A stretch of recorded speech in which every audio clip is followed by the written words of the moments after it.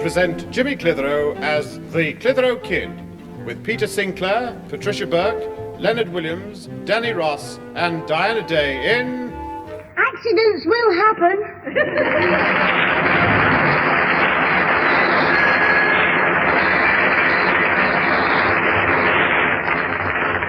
What's the time, Susan? 25 to 2, Mother. 25 to 2, and your grandfather and Jimmy not in for their lunch yet. Well, they didn't have breakfast till 10 o'clock. Maybe they're not hungry yet. Oh, Jimmy's always hungry. The boy with the bottomless stomach. I bet he's the only lad in this town who takes sandwiches to the pictures. Where did they go? To the barber's for their annual haircut. But they can't have been there all this time. Oh, you never know. The barber might still be sweeping up from the last time they went. Anyway, I can't wait for them. I've got to be at the hairdresser's myself at 2 o'clock. Oh, yes. And this time, why don't you have a different hairstyle? Never again. The last time the man taught me having a pony's tail. And when I walked in here, Jimmy started singing. The old grey mare, she ain't what she used to be. Oh, you don't want to take any notice of him. Have a look in these magazines. There should be plenty of styles to pick from. Oh, good gracious, the magazines are for Alfie Hall. Alfie? What does he want with women's magazines? It's not for him. He's meeting his mother at the hospital with him. You know, she's in the WVS and she distributes them round the wards. Could you take them to his house for me, love? I said I'd let him have them by 2 o'clock. Oh, Mother, I'm in my old jeans. I'm not dressed to go out. Oh, well, slip round on Jimmy's bike. Nobody'll notice. I hope they don't on that dirty old wreck he's bought. Oh, all right. Is this all there are? Yes. Thank you, love. I suppose Jimmy's bike will be round the back. Won't be long, Mother. Oh, what's keeping those two? Oh, they'll have to get their own dinner. All right, Jimmy, don't keep on about the barber. Well, it's the last time I go to him. He's not a barber. He's a sheep shearer. Now, what's the matter? Oh, he's annoyed just because the man cut his hair a wee bit short. A bit short? I asked for a Tony Curtis, and he gave me a David Nixon. Now, look, Jimmy, it's not as bad as all that. Go on, take your cap off, Jimmy, and show me. Why, do you want to laugh? Why not you do your mother say? Oh, never mind. I've got no time to waste. I've got to go to the hairdresser's myself. Well, if you take my advice, as soon as you go in, hide his clippers. Hi, wait a minute. We haven't had our lunch yet. Well, you're late. You'll have to see to it yourself. I'm off out. And Susan's gone to Alfie Hall's on Jimmy's bicycle. You what? That's nice. No hair, no lunch, no bike. You'll get your lunch. But I thought you said it wasn't ready. It's in the kitchen. It just needs warming up. Surely you can do that. Look, I'm not complaining. It won't be the first time I've had to cook a meal. Why, when I was in the Merchant Navy, I once cooked for the whole ship's company. I'll bet that's what caused the mutiny on the Bounty. You don't have to eat my cooking if you don't want it. Oh, I've got no time to listen to you two arguing. I'll be back in an hour. I was only kidding, Grandad. I don't mind you cooking. After all, it once got me a day off school. Oh, you're a storyteller. Come on, let's go into the kitchen and see what there is. Now then, what have we here? Oh, gosh. Oh, tell me the worst, Grandad. What is it? Jimmy, it is the worst. Cottage pie. Again? We had cottage pie yesterday and we left half of it. This is the half we left. Oh, heck. All right, but I'm warning you. That sauce bottle's going to get a bit of a bashing. It'll do, and for a sweet, I'll make you a tapioca pudding. Oh, Grandad, and I thought you were my best friend. Oh, listen, Jimmy, tapioca pudding is very good for you. Why? When I was a lad, my mother often used to make it. No wonder you ran away to sea when you were 13. Oh, come on, Grandad, hurry up with the dinner. I keep getting funny noises in me tummy. All right, the pie's in the oven. I'll just light the gas. Ah, there's no gas. Got a shilling, Jimmy. Have I got a shilling? A poor lad like me? The last time I looked in my piggy bank, all I found was fluff. Aye, I suppose you spent all your money buying that broken-down old bike. Oh, it didn't cost much. I'm buying it from my pal Ozzy on the Never Never. What do you mean? Oh, 2 bob down and a tanner every time Ozzy sees me first. I knew it needs doing up a bit. As soon as I get me pocket money, I'm taking it to the shop to get something put on it. What are you having put on it? Brakes. The policeman outside our school said they weren't good enough. When did he tell you that? Just after I ran into him on point duty. Jimmy, you mean Susan's gone to Alfie's on a bike with no brakes? How's she going to stop? Easy, do what I do, drag a foot along the ground. Hey, was she wearing toeless shoes when she went out? I don't know. She will be when she comes back. If she ever comes back. Out of my way till I get to that telephone. I'm going to ring Alfie's and warn Susan not to ride that bike back home. If she comes to any harm, your mother'll go mad. Ah, it's engaged. How do you know? Because of the noise. Beep, beep, beep, beep. If you could play that on the guitar, it could be in the top 10. Never mind the jokes now. This is serious. I'll have to try later. Trust Alfie to be on the phone at a time like this.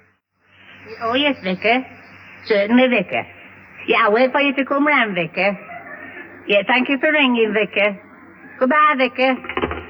I'm sorry, Susan. That was the Vicar. I would never have guessed. Yeah, he's bringing me some books to take to the hospital. He's fetching Little Women and Alice in Wonderland.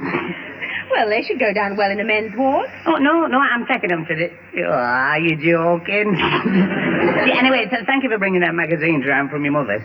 I think I deserve a medal. I came on Jimmy's old bike and found there were no brakes. The only way I could stop it was by dragging my foot along the ground. Well, you want to tell him about that? You might have hurt yourself.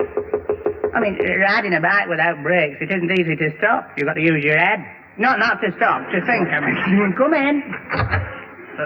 Excuse me walking in, but can I use your phone? A woman's had an accident. Why didn't your brakes work? Brakes? She fell off a ladder next door. Next door. Hey, you mean Miss Chadwick? I don't know her name. There's nobody else in. I was just passing by. I think she's broken her leg. Oh, heck. Oh.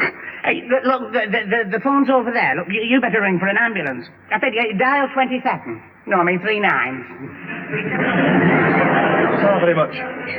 Well, I'd better go out and see what I can do. Give me that rug, Alfie. It's cold outside. Oh, why don't you wear your coat? It's not for me, for Miss Chadwick. If she's out there on her own, I'd better go to the hospital with her. You're right on. As soon as the vicar's been, I'll come down to the hospital myself. Hey, I better phone your Jimmy and tell him to come round for his bike as soon as that man's finished. Oh, I want an ambulance, please. A lady...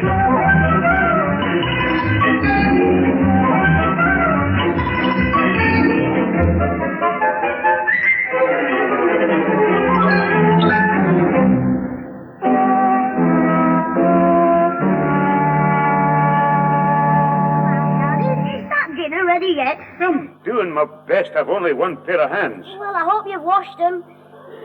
Everything you cook tastes a thick twist. It's a pity you don't have to go to school on Saturday. You could have had your dinner there. You what? You should have seen what we had yesterday. Pea soup, boiled cod and plum duff. Oh, what's wrong with that? What? Just before a singing lesson?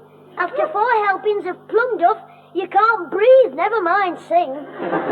Well, why did you have to have 4 helpings? Because I like it. No wonder you couldn't sing. What did the music mistress say?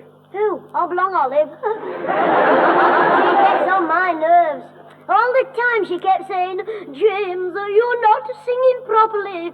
Open your mouth wider. Wider. Wider still. What did you do? I said if it's wide enough for a gobstopper, it should be wide enough for nymphs and shepherds. And then what do you think happened? What? She gave me the cane. She was entitled to give you the cane. Yes, but she didn't have to hit me on the same spot as the history master. So he gave you the cane as well? Yeah, just because I answered 2 questions wrong. Well, what questions were they? Well, for a start, who was the father of the Black Prince? What did you say? Oh, King Cole. Anyway, I still say I was right about the second one. He wrote down, name the legendary hero with the winged feet. Legendary hero with the winged feet. Oh, yes, that's Mercury. Get away, it's Matthews.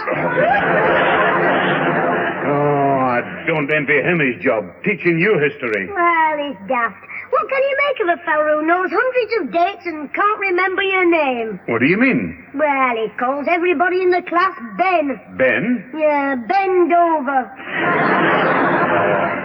Another of your jokes. I'm daft for listening to you.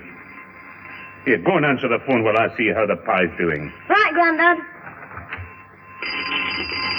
All right. Is that you, Jimmy? No, it's Big Chief Rumble Tummy. Hey, I've got a message for our Susan. Will you tell her? I've got no dinner and the bike's got no brakes. Yeah, well, we know all about that. I'm phoning you up to tell you to come round and collect your bike. Why can't our Susan fetch it? Well, because she's not here. She's on her way to the General Hospital. Did you say General Hospital? Yeah, there's been an accident.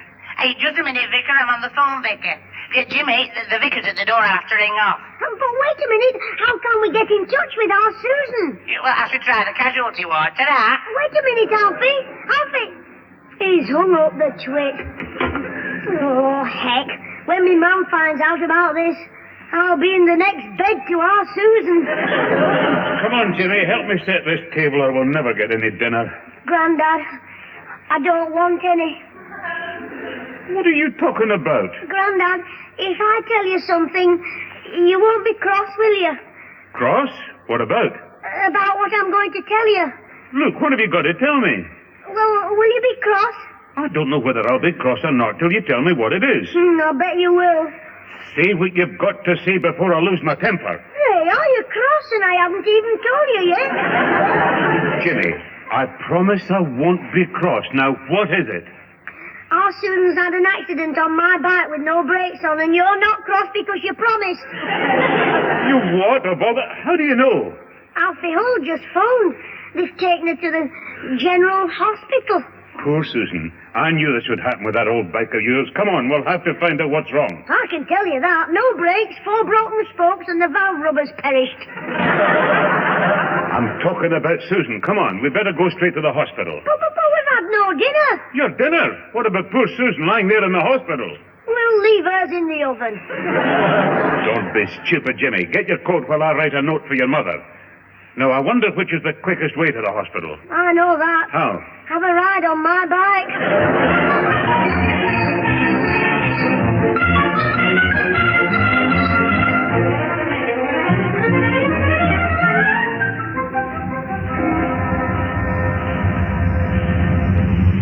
Hey, Grandad, I've never ridden in a taxi before. It's smashing, isn't it? Aye, very enjoyable. It's a long way to the hospital, isn't it? Aye, a very long way. Grandad, why do you keep staring at it like that? Staring at what? That little meter that keeps going up threatens the time. I'm just keeping my eye on the road. Oh, are you looking for shortcuts? Jimmy, I'm in no mood for jokes. Did you bring all those things for Susan? Yeah, they're all here. Grapes, magazines, lemon squash, bed jacket, alarm clock. What have you brought the alarm clock for?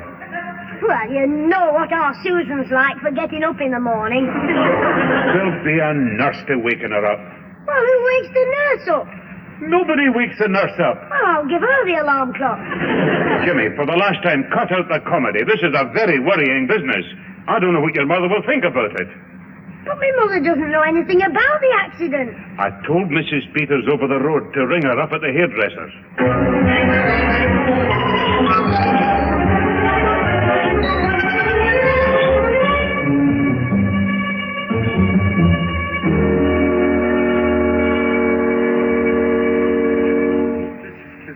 Madame, please. Today, I give to you the special quarter. All I want is a shampoo and set. Oh, Mrs. Clitheroe, please. No. You are too conservative. The minute she comes in here, now, I give to her upsweep, with the curls piled high on top of the head, yeah? Oui? And masses of curls piled high on the head, yes? And what is the result? Nobody will sit behind her in the pictures. Oh, madame, please, you joke, yes. No. She, listen, please to me. She is a different woman. Yes, I make a new style. Now, please, madame, just for you.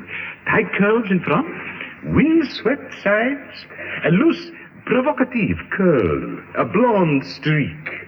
We come. Let us be daring. Let us be cheeky. Let us be abandoned. I hope you're still talking about my hair. Oh, mais oui, madame. Look, see, last time I styled your hair, you look so glamorous. Yeah, maybe you think so. I think you overdid it. I didn't like the way the milkman kept on looking at me.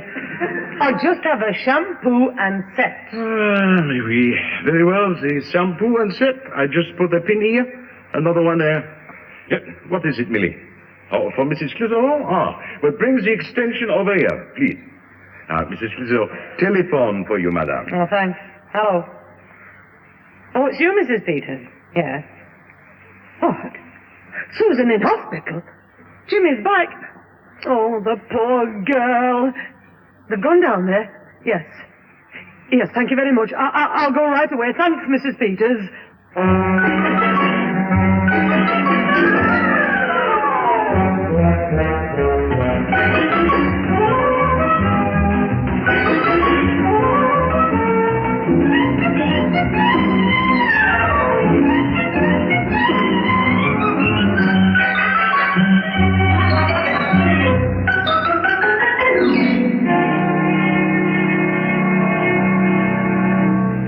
Well, here we are. Come on, Jim. There it is. That's the reception office over there. Oh, Grandad, that taxi driver didn't half give you a dirty look.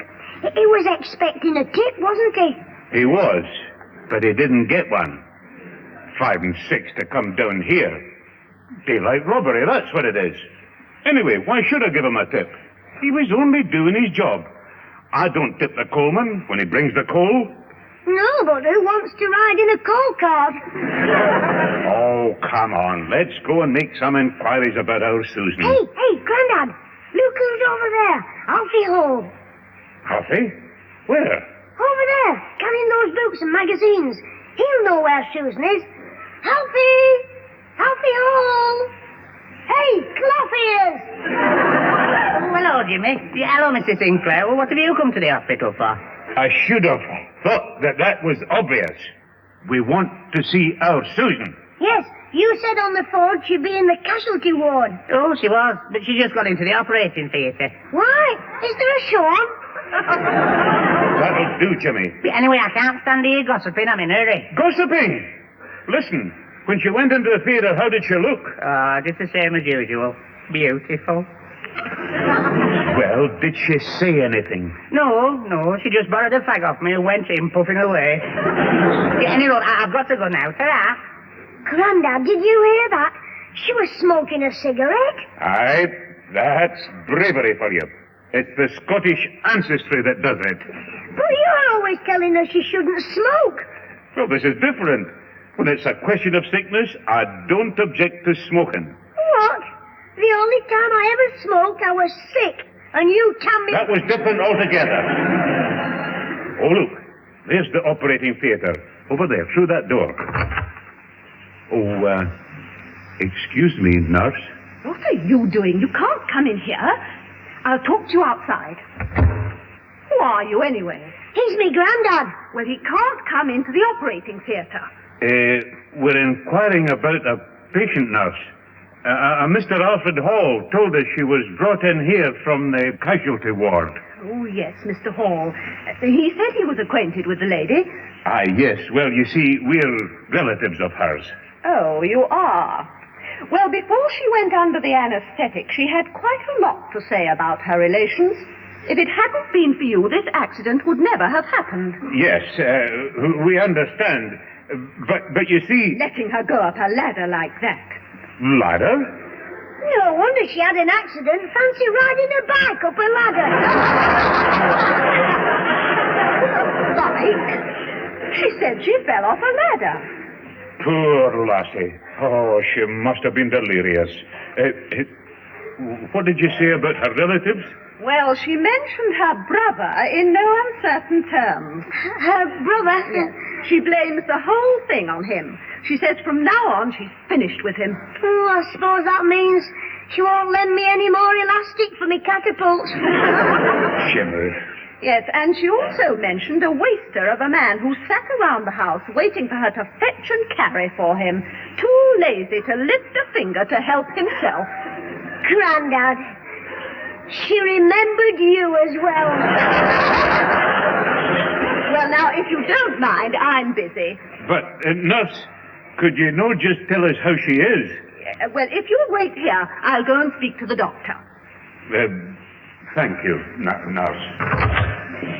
Oh, Dr. Jackson, about the patient from casualty ward. Oh, Miss Chadwick? Oh, she's gone back to casualty. I told them to put her in the side ward. Here are the papers. Oh, thank you. Was that Miss Clitheroe with her? Yes, but she's gone to look up an old work friend of hers in maternity. Oh. And that girl did a good job looking after the old lady. By the way, I've got two of Miss Chadwick's relatives outside inquiring about her. Well, it's all down there in the case papers. I'd like very much to have a word with them myself. I took the liberty of telling them off. I hope you don't mind. Oh, not in this case, nurse, no. Send them down to casualty. I'll give them my views of their conduct down there. Oh, and would you find that chap Hall for me? He should be able to tell me all about this useless family of Miss Chadwick's. He lives next door to them. Very good, Doctor. Well, nurse, have you any news for us? Well, all I can tell you is she's in with a broken leg and severe shock. The doctors attended to her and sent her to casualty. You'll find her in the side ward, but she won't be conscious yet. Now, please, would you go? I'm busy. You know, Jim, it's a very sad day for us. Very sad indeed. Jimmy, keep your feet and hands out of those grapes. Oh, I'm hungry. I've had no dinner. Look, you wait here for me. I'm going to look for a phone to ring the hairdressers and find out when your mother left. Thought she would have been here by now. What is it? Enquiries. All right. There's no need to ring like that. What do you want? I want to see my daughter. She's had an accident. Which ward is she in? What's her name? Susan, come on, please. Take me to her. What's her surname? Same as mine, of course. She hasn't told me your name. Oh, I'm sorry. It's Susan Clitheroe. One moment, please. I'll check the admissions. Mr. Stopford, Mr. Leeds, Miss Chadwick. No, I've no record of a Miss Clitheroe. But you must have. She came in here on a broken-down old bike. I beg your pardon. I mean, she had an accident on a bike. I'm sorry, but there must be some mistake. Now, look here. My daughter's been brought here this afternoon. Madam, the only female admitted this afternoon was Miss Chadwick. Well, that must be her. You've got the name wrong, that's all. It's Clitheroe.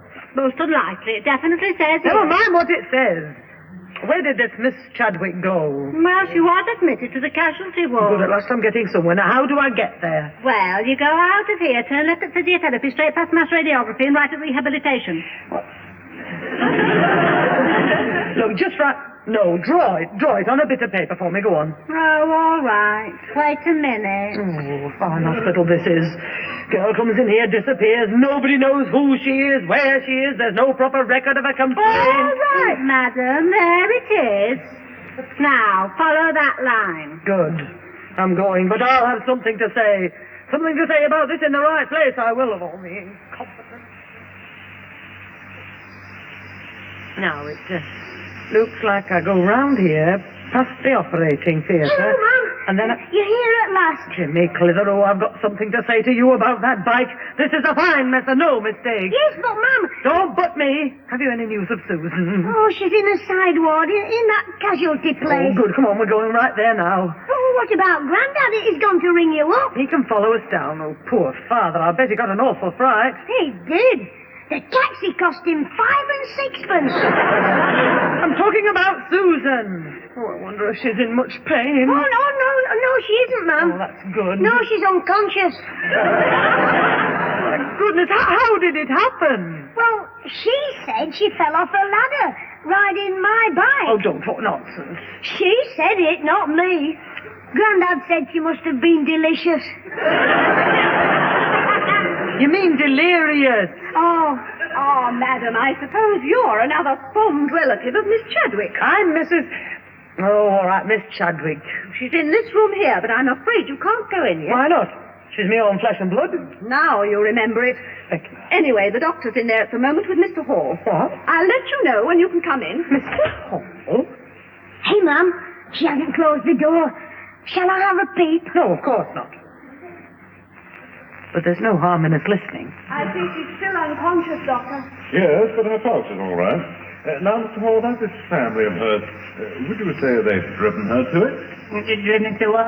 Well, look, old man, I mean, let's not beat about the bush. We both know what the trouble is. She's obviously a secret drinker. Well, I've heard rumours, but I didn't like to say. Well, perfectly obvious that she had one or two when the accident happened. Jimmy, did you hear that? Saying that about our Susan? Well, you must admit, Mum, the pubs were open when she left home. Of course, Doctor, I've got a good idea when she gets all the bills. I mean, you've only got to look at her mother. It's written all over her face, Susie. It's right real old soul. That's you, Mum. You wait till I get hold of him. I'll take my shoe off and leave my footprints all over his head. Why does she live with these relatives, then? Well, you see, she's too scared to leave. That they're all there sponging on her, and she daren't even tell them she's secretly married. Susan? Married? It's disgraceful. It is. I never even got a bigger wedding cake. Sponging on her, eh? Well, tell me, what about the old fellow? Hasn't he got a job? Yeah, I'm sure he's never done a day's work in his life. If Grandad was here, he'd do the Highland Fling on Alfie's breadbasket. Well, just leave it to me, Mr. Hall. I'll deal with them. Right, old Doctor. I'm going your way. I'll come with you. Well, I hope I've been able to help you. Oh, hello, Mrs. Clitheroe. I didn't know you were here. I'm sure you didn't. Oh, so, come on. Driven her to drink, have I? Hold your foot up, Mum. I'll take your shoe off. What are you talking about? Out of my way, I'll deal with you as soon as I've had a look at our Susan. Oh, there you are, Mother. Grandad's told me about the mix-up. I'm perfectly all right. Yes, Pat. Susan just came here to help Miss Chadwick. Oh, Susan, love you, say. Oh, I've nearly been out of bed. Oh, because of this little... Well, I think I'll just go for a walk for about a week. Jimmy Clitheroe, every time anything happens, you make a mess of it. What is it about you that makes you get everything wrong? I don't know, Mum, but whatever it is, it never fails.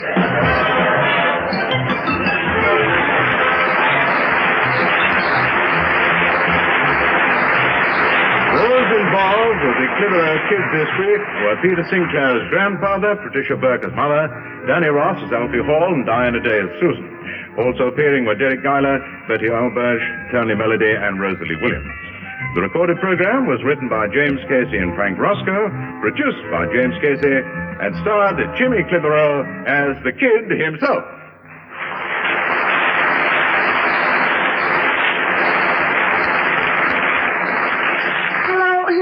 I thought I'd better come back to tell you everything's all right now.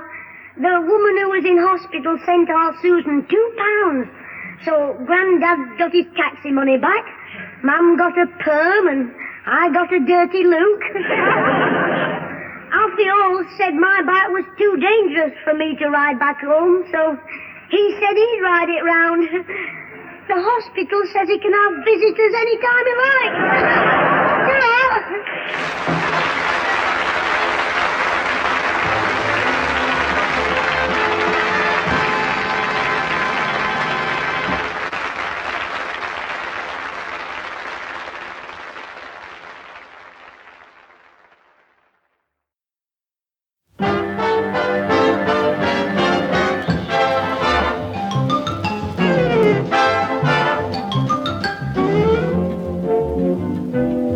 Jimmy Clitheroe as the Clitheroe Kid with Peter Sinclair, Patricia Burke, Danny Ross, and Diana Day in...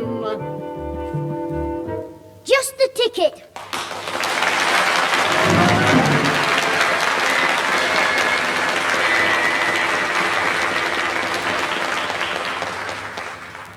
Jimmy, will you stop staring at my face while I'm shaving? Well, it's all that soap you've got on it. You look like you've been eating candy floss and couldn't find your mouth.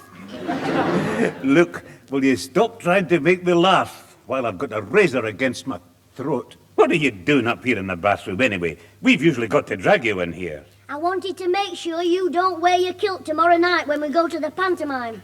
It's not fixed yet that we're going. Of course it is. Mum says Susan's collecting the tickets tonight on her way home from work. Well, in any case, why shouldn't I wear my kilt? Because sitting in the front row will be the worst big-mouthed nosy Parker in the district. Who's that? My pal Ozzy. Well, what's he got to do with me wearing my kilt? I don't want him telling all the lads he saw me at Cinderella sitting with one of the ugly sisters. No, that'll be enough of that. Look, you go downstairs and make yourself useful. Now go off you go. Help your mother. That's what I am doing. She said, if you want to help me, get out of the way. Go upstairs and annoy your granddad. Well, you've done that. So go and find another victim. It's no good going downstairs again. My mum's setting the table for Susan's tea, and she won't let me help her because it's the best tea set, the one with the handles on. Well, if you're going to stay here, keep quiet for 5 minutes while I finish my shaving. Is that you, Susan? Yes, Mother. Oh, what a queue there was at the theatre. Oh, then, were you able to get the 4 seats together? I couldn't get 4 seats at all. The pantomime sold out for 3 weeks. Nothing at all for 3 weeks? No, not even a box. Oh, what'll Jimmy say? He'll be back to school before then. He won't be able to go to the pantomime at all. Oh, we mustn't upset Jimmy. He's ruined in this house. He can do no Oh, wrong. now, he's not a bad lad. After all, he does go all my errands for me. Yes, and every time he goes to the grocer's, he crosses soap off the list and writes jelly babies underneath. Oh, now, don't exaggerate, Susan. You know, you're rather hard on Jimmy sometimes. He's very fond of you, really. Hello, Mum. Hello. Hello, Scraggy Neck. You're back then. Oh, he is very fond of me. Jimmy, don't you be cheeky. Listen, Susan called at the theatre to get the tickets, you see. Oh, I hope they're not at the back, because I've heard Buttons throws lollipops out, and he can't reach that far. Jimmy, will you listen? I want to be in the second row, because Ozzy's sitting in the front, and I want to be behind him. Then when the ballet's on, I can clout him with me cap. You're not in the second row or the back. Oh, heck, she's got us in the circle. Well, listen, Olive Oil, you can just take them back and change them. I didn't get any seats in the circle. Oh, that's different. I didn't get any seats at all. Because if you got... You what? Jimmy, they're all sold out for 3 weeks. I'm afraid you won't be able to go at all. Oh, you mean I'll have to go back to school without seeing the pantomime? Yes, I'm sorry, Jimmy. No, it's not your fault, Ma'am. You didn't go for the rotten seats. Look, I can't make seats if there aren't any. All right, if I can't go, I can't go. It's not the end of the world. That's right, son. But Ozzy's going. I know, son, but they must have booked early. Charlie Thompson's going. Yes, Jim, I know. He'll be there tomorrow night Yes, watching Cinderella. Yes, Jim. And the pumpkin changes into the coach, and Yes. she goes to the ball and loses her slipper, and then the prince finds it and puts it on again, and they all live happily ever after. Now, Jimmy, pull yourself together. We will make it up to you, son. Get off me, trying to get round me. Now, Jimmy, stop it. Look at him. He'll get everything he wants this Christmas. Parties, presents, and the first disappointment he has is crying. What about you? When Alfie Hall didn't turn up for your birthday party, you cried that much you put all the candles out. Mother, will you stop him talking about me and Alfie Hall? Everybody's talking about you. Ozzy saw you. Alfie holding mistletoe over your head. Well, all the boys do that at Christmas time. Yes, but not in a chip shop. That's a lie. Ozzy's never seen me in a chip shop in his life. Oh, hello, Susan. Well, now, are we all fixed up for the pantomime then? Oh, Grandad, we're not going to the pantomime. Oh, don't start again. Don't you shout at me. It's all your fault. You don't care about the pantomime. All you want to do is smooch with sloppy Alfie Hall. You wait till next Sunday when the vicar comes. I'll tell him you paint your toenails and smoke in bed. Now, Jimmy, you've gone too far. You mustn't speak to Susan like that. Why not? You shouted at her when she permed your hair and half of it turned green. Stop telling lies. Susan, leave this to me. Jimmy, up to bed. You what? Go to bed. But I'm not tired. I don't care whether you're tired or not. You'll go up to bed and stay there till you learn to behave yourself. All right, then. I always have to go to bed. You never send her to bed. Jimmy, now you heard what your mother said. Away you go. All right, then. I'll go to bed. But I'm not saying good night. Well, what was all that about then? Well, the pantomime's booked up for 3 weeks. So naturally, he's upset because he can't go. Well, I can understand him being disappointed. Of course, we might have known. Cinderella's always a popular pantomime. Oh, I'll go to the door, Mother. It'll be Alfie. Oh, were you expecting him? I was expecting him an hour ago, before I went to get the tickets. Oh, he probably had to go back home and look at the calendar to find out what date it was. His Royal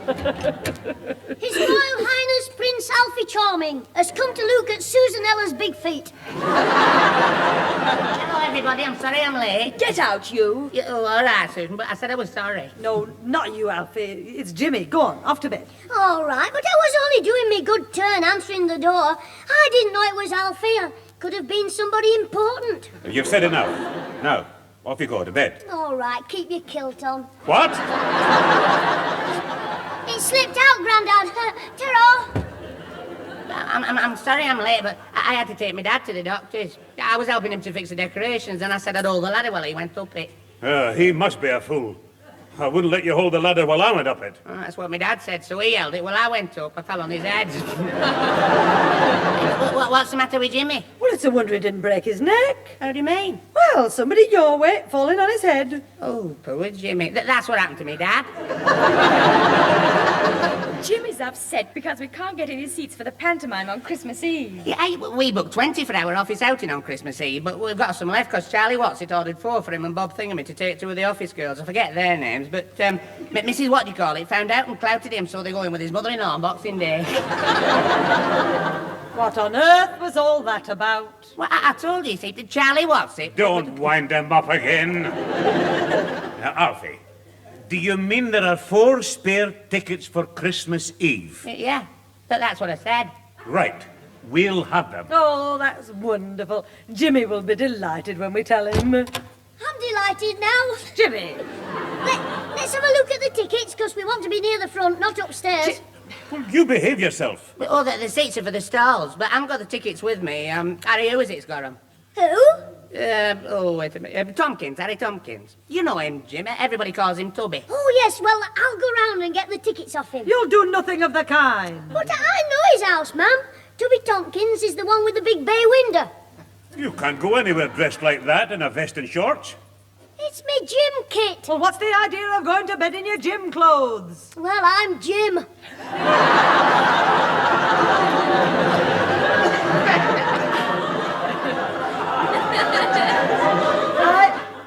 I mean, where are your pajamas? They're too big for me. It's always the same. Get him a size larger and he'll grow into them. I wonder if you could collect him, Mr. Sinclair, in the morning, because I'm working. Aye, I'll slip round to see Harry Tompkins after breakfast. Well, when you do, will you ask him for my ticket? Then I can go to the theatre with you. Oh, all right. I'll ask him for 5 tickets then. Now, I hope you're happy, Jimmy. Oh, yes. I can't wait till tomorrow night. One of our teachers saw it on the first night. He said it was great. Who was that? Wolf called Willie.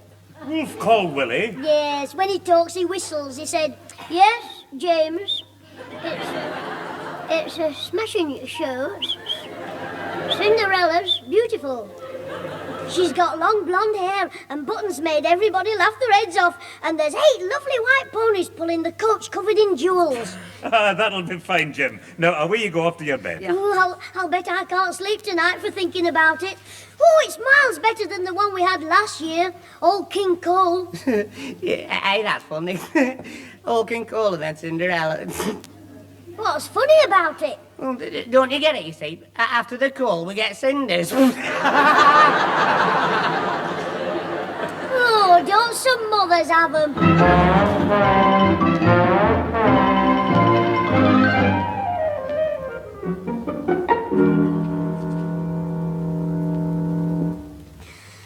Oh dear, I can't sleep. Oh dear, dear, dear, dear, dear, dear. Oh dear. Oh heck. 3 cups of malted milk now, still not off. Oh. I must have night starvation. I should have had another meat patty. Oh, dear, dear, dear, dear, dear, dear, dear. Oh, this daft pillar's all lumps. Oh. Oh. Jimmy, what's the matter? I can't sleep. You're too excited about this pantomime. I know. Every time I'm going off, I see Buttons throwing great big lollipops to the audience. And I wake up licking me hot water bottle. Well, when you were a wee toddler, I used to tell you bedtime stories. Are you too old for that now? Well, I'm too old for the Three Bears. Hey, I saw the milkman laughing this morning. Tell me the story you told him. You wouldn't understand that one, Jimmy. I hope. Oh, well, I don't want a story then. Let's have a game at leapfrog. Don't be silly. Look, just stop thinking about the pantomime and go to sleep. When I can't sleep, I just make my mind a blank and I'm off. Oh, well, it's easy for you.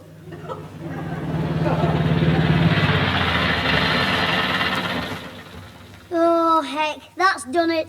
Alfie Ho's brought our Susan home. There'll be no sleep now till Sir Lancelot gets back on his motorbike. Ah, they'll only have a wee good-night kiss. I know, but they spend half an hour practicing. All right, then. I'll close the window. No, if you do that, I can't hear what they're saying. Good night, Alfie. Just a minute, Susan. You're not still annoyed, are you? Well, all that fuss, just because I had one dance with Harry Potter. I hardly know him. I just happened to meet him at night school. Hardly know him? He was round here every Friday night doing his homework. Oh, that was Harry Potter. The one with the horn-rimmed glasses. No, that was Freddie Hill, Thursday nights with the gramophone. Well, I'm sorry, Susan. I should think so. Yeah, but after all, it was my favourite dance, the cha-cha, and you know, they didn't play another one all night. Grandad, get your bagpipes out and give him a cha-cha. Well, all right, Alfie, we'll forget all about it. Oh, I'm glad. Give me a kiss. Oh, heck, it's started. Jimmy, we shouldn't be both here listening to this. Well, you go to bed then. Don't mean... Oh, Susan, you know, when I kiss you, it really sends me. He wants to kiss her again and get lost. I'm sorry about the cha-cha, Alfie. You know I'd rather have done it with you. Would you, Susan? Of course I would. But honestly, Susan? Yes, Alfie. Do you really mean it? You know I do. It takes a bit of convincing, doesn't it? Why won't he believe her when she says she loves him, 'cause she knows she's been a liar all her life?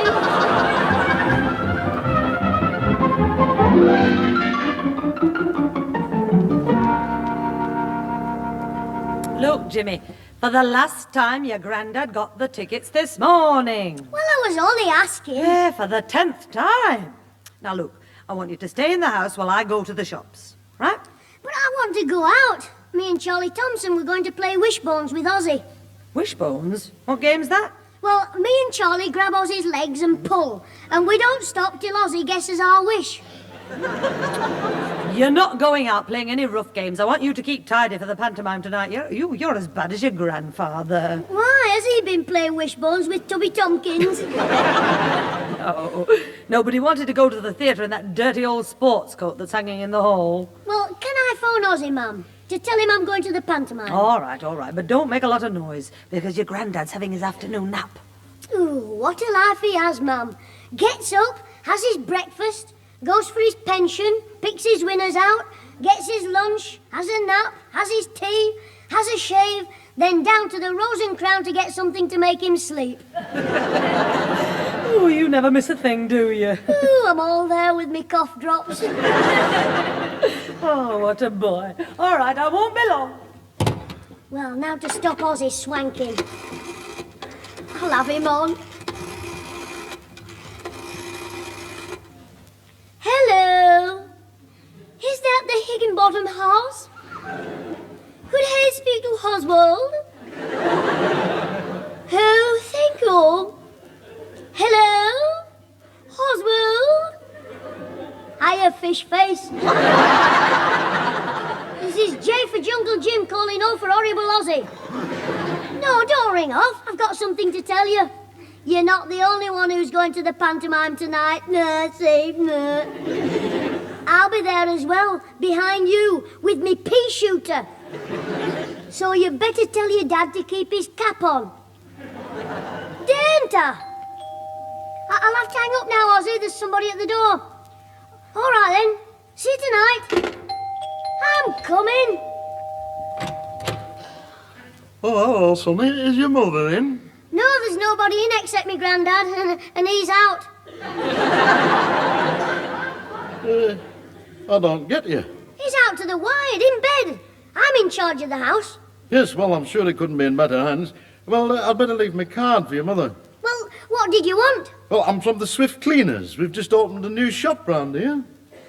What does this mean on the card? Free cleaning. Oh, yes, well, now, to advertise the business, we clean one article free. What sort of article? Oh, any article of clothing. Oh, I see. Yeah, well, I'll tell you what, I'll call again. Hey, just hang on a minute.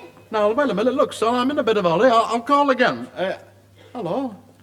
Oh, what have you got there? Me granddad's old sports coat. If you clean things for nothing, he'll be your best customer. Well, wait a minute, son. I mean, I can't just take one article. Why not? You said you'd clean one article free. This is it. Yeah, but I must take something else to clean as well. Oh. Well, my bike's a bit mucky. Take that.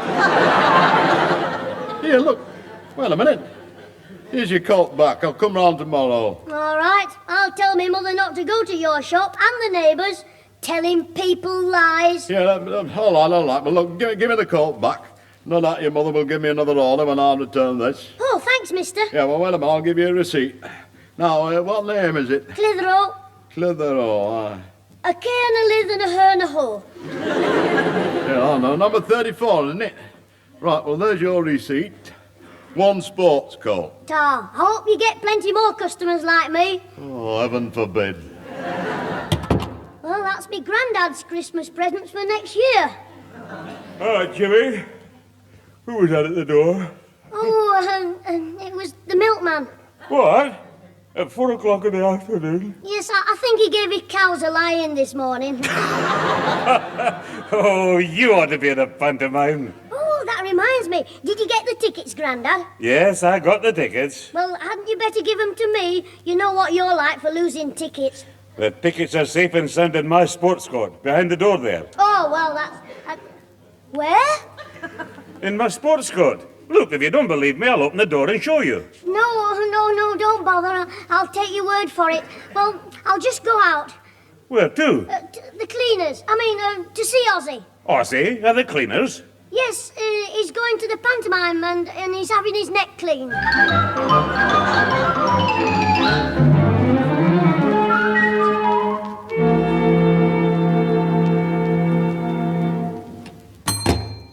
Yes, Sonny, what is it? I want me granddad's sports coat. And hurry up, please. It's a matter of life and death. Now, Sonny, your grandfather can't be all that desperate for his sports coat. If I don't get it before he gets me, he'll take his slipper off and leave his footprints all over me sit-upon. Well, what does the coat look like? Well, it's a sort of a dirty green with leather on the sleeves and egg stains all down the front. Well, when was it cleaned? Oh, about 25 years ago, I should think. Oh, you mean we haven't cleaned it yet? No, the van man called for it. A tall, skinny fella with a big conch and no chin. The van driver's my husband. Yeah, that's it. He is a nice man, isn't he? Why does your grandfather want it back now if he's just given it him? Me granddad doesn't want it. You see, I want it to get the 5 tickets for the pantomime I left in it.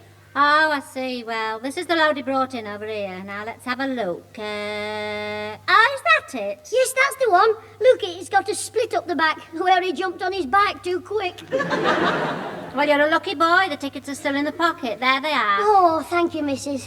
1, 2, 3, 4. Oh, well, no, 4. Hey, there must be another one in there. There's nothing in here. Oh, well, try the other pocket. There's nothing in any of the pockets. Well, pull the lining out. Here, use me scout knife. Now, don't be so silly. There's not another ticket. Oh, heck. Must still be in his van, the big, long stick of celery. Hey! I'm sorry, missus. But now there's 5 of us and only 4 tickets. Well, one of you won't be able to go. Yes, and I know which one it'll be when they find out.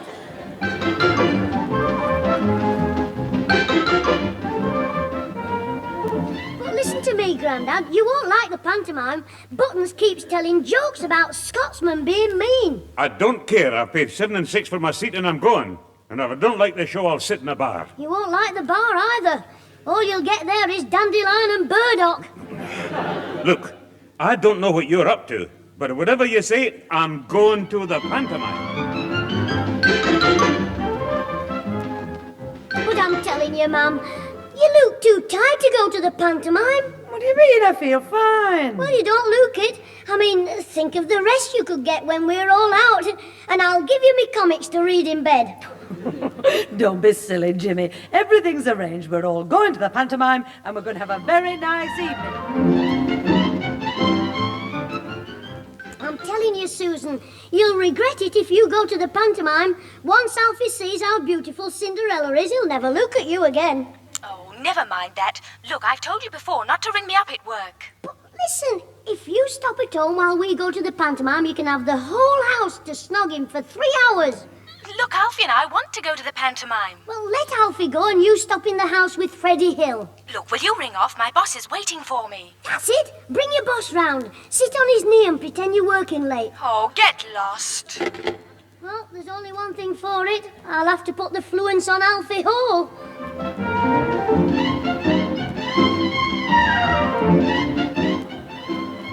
Now, sit down, Jim, while I finish my tea. I don't want to be late for the pantomime. That's what I've come to tell you about, Alfie. It's not worth seeing. Charlie Thompson told me the pantomime's rotten. Well, are you sure? Well, you can tell. He sneaked in for nothing through the exit door, and it was so bad he went and asked for his money back. Oh, but... yeah, but your teacher said it was marvellous. You remember you told me about that beautiful young Cinderella? Charlie Thompson said she's 64. Get away. What, the one with the long blonde hair? She wears a wig. And not only on the stage, in the street as well. Charlie was walking past her when it blew off. Oh, look, don't be daft. Charlie's been pulling your leg. Take no notice of him. You'll enjoy the pantomime. Well, did you just think about them 8 lovely white ponies drawing the jewelled coach? Charlie saw 'em. 2 scraggy old donkeys and a goat. Pulling a hand cart. Oh, I get it. You're trying to pull my leg. I'm not, Alfie. You won't enjoy it. You're sitting behind Tubby Tompkins. You'll never see a thing unless you take a periscope. Jimmy, I don't know where you've got all this from, but it's a load of rubbish. But we're all sitting in the same row. You mean you're going then? Yes, I'm all ready. I'm just going to put some coal on the fire, then I'll come round to your house with you.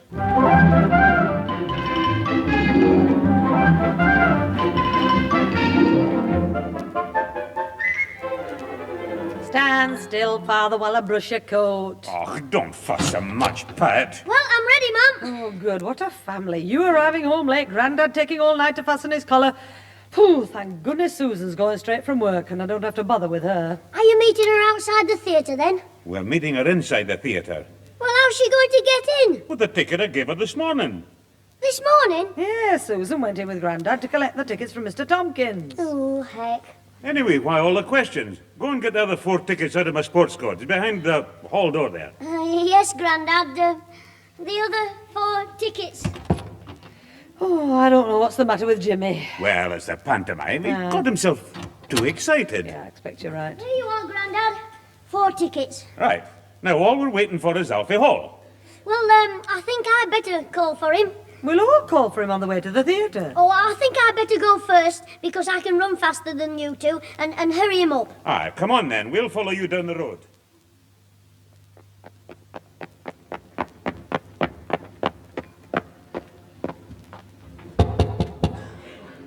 Are you in there, Alfie?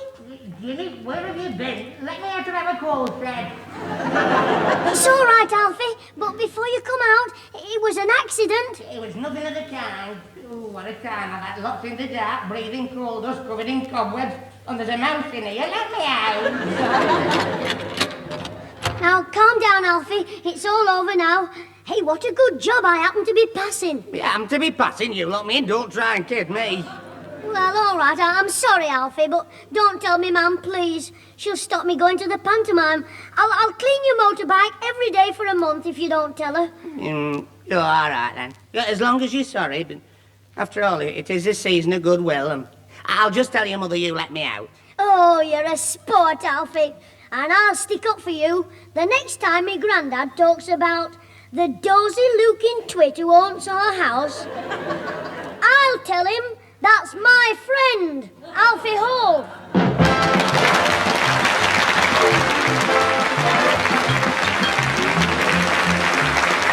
Those involved in the Clitheroe Kid this week were Peter Sinclair as grandfather, Patricia Burke as mother, Danny Ross as Alfie Hall, Diana Day as Susan, Derek Guyler as the laundryman, and Betty Alberge as the laundrywoman. The recorded program was written by James Casey and Frank Roscoe, produced by James Casey, and starred Jimmy Clitheroe as the Kid himself.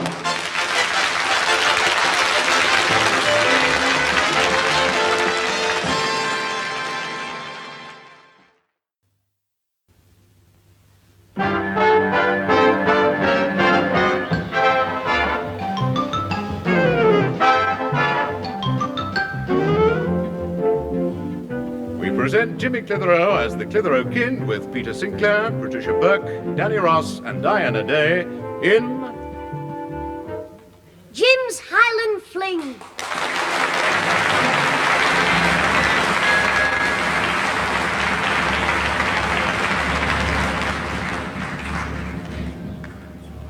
Alfie, you're sure you don't mind me going to Scotland for New Year's Eve? No, not at all, Susan. You go if you want to. Well, I don't really want to, but Great Uncle Angus says he'd like to see the whole family for once. Well, it's quite all right with me, Susan. I mean, you are one of his relatives. Because though you were born in England, you've still got a lot of Scotch inside you. You got whiskey in your blood. You got Scotch blood in your glass. You're fade. Oh, I will miss you. It'll only be for 3 days, Alfie. Still, I'm glad you'll miss me. Oh, I will. But not as much as I used to when we first started courting. You know, in them days when you went away, I'd only got to think of your face and it made me cry. Oh, it was horrible. Not your face. Not your family. You being not all there. But being away. I think I know what you mean, Alfie. Oh, good. You know, Susan, whenever I'm alone with you like this, I can... Well, I can... You can what, Alfie? I can hear a rustling in the bushes. What? There behind your granddad's privet. Hey, perhaps it's a bird. Listen.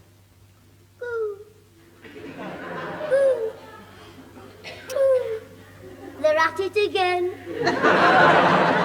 I know who that is, all right. Come out.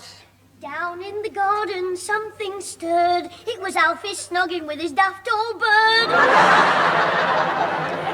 You can cut that out. We're talking, that's all. Well, I know one thing. It's a good job I'm letting the new year in. If they sent you two out at midnight, you'd only have to stop by the coal shed to gaze in each other's eyes, and we'd still be waiting at breakfast time. So, you're going to let the new year in, are you? Of course. Well, me and the Black Hand gang were offering to let it in at each of the gang's houses for a glass of lemonade and 2 mince pies. I'll be ill for at least a week. Look, there's only 3 of you in the gang, and knowing you won't get very ill on 3 lemonades and 6 mince pies. That's what I thought. So I had a brilliant idea of getting some more members in the gang so we could call at their houses as well. And how many are in the gang now? 175. Is that so? Yes, it's going to be marvellous. We're even thinking of asking if we can let the new year in at the police station. The police station? Why not? We should pick up a few coppers there. Oh, don't some mothers have them? Well, brother dear, it sounds as if you're going to have to cover a lot of ground on New Year's Eve. That's right, sister dear. All I need is my bike. You'll need a jet plane. We're going to Glasgow. Look, as long as I get the wind behind me and I don't eat too much plum pudding, who's going to Glasgow? We are. You, me, Mother and Grandad, to spend Hogmanay with Great Uncle Angus. Susan, pull the other one. It's got bells on. No, it's true, Jimmy. Your granddad's had him an invitation from his brother in an envelope with no stamp on. His brother wasn't in the envelope, but you see... He wants to see all of you, including Susan, and it'll be a big disappointment for him. But for me, I mean, not being with Susan. Alfie, switch your tongue off so your brains can cool down. Susan, is it true? Yes. If you don't believe me, ask Mother and Grandad. Oh, but I've got everything planned with the gang. I don't want to go to blinking Scotland. They're all foreigners. I'm going to see me mum about this as soon as I put my bike away. And we can catch the train on Sunday that arrives in Glasgow Central at 3:35 p.m. We will therefore be looking forward to seeing you unless we hear from you to the contrary. Yours I, Peter. P.S. I note your remarks about rushing out at the last minute to catch the post, but you still owe me sixpence for the postage. Well, how does that sound, Pat? Oh, you Scotsman. You never miss a thing where money's concerned. Still, your letter sounds fine, Father. Oh, I'll bet Jimmy will be surprised when he gets home. Surprised? He's had the biggest shock since gobstoppers went up halfpenny a quarter. There you are. Trust you to hear what I was saying. Ma'am, what's all this about us going up to Glasgow for a mahogany? Hogmanay, Jim. Well, whatever it is, it's a rotten twist. We're not really going, are we? Why not? I'll bet you have a lot of fun up there. You what? The only fun I can think of will be walking into a room full of men in kilts carrying a bicycle pump. No, that'll do, Jimmy. We've been invited by your great uncle Angus, and we're going, and that's that. But I can't go. I've made all my arrangements with the Black Hand Gang. Look, if you want some company of your own age, there'll be at least one little boy up there you can play with. But I want to play with me pals, not one of me daft Scotch relatives. He's not a relative. He lives next door to Angus. He's a Macintosh. I don't care if he's an umbrella. I'm not playing with him. Look, you're going to Glasgow with the rest of us. Your grandfather's written a letter saying we'll be coming, and he's just going out to post it. Is he? I'll take it for you, Grandad. Oh, no, you won't. Oh, no. I don't want it posting in the dustbin. I'll do it myself on my way to the Rose and Crown. Can I come with you and drown me sorrows? Oh, stop talking nonsense, will you? It's all right for you, Grandad. You'll enjoy it, especially when you see the Loch Ness Monster. What? We're not going anywhere near Loch Ness, so when am I likely to be seeing the monster? Just after closing time. All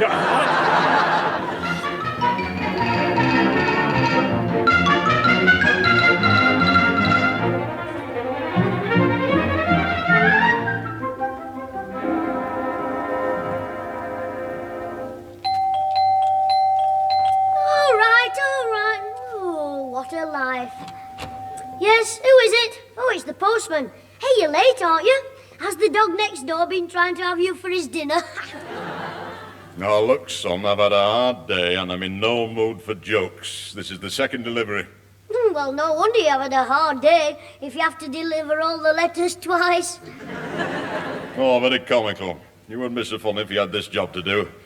God, I'm full of aches and pains. Oh, I recognise you now. Hopalong Cassidy. Pardon? Well, that's what all the lads call you. You're the one with the bad feet, aren't you? Never mind my feet. Is there anybody in besides you? No, they're all out shopping. Would you like to come in for a mustard bath? Look, you sure there's nobody in except you? No, I've told you. Well, that's a pity. Well, in that case, I suppose I'll have to get your signature. Well, all right, but won't you get into trouble? What for? Collecting autographs instead of delivering the post. Oh, you funny little boy.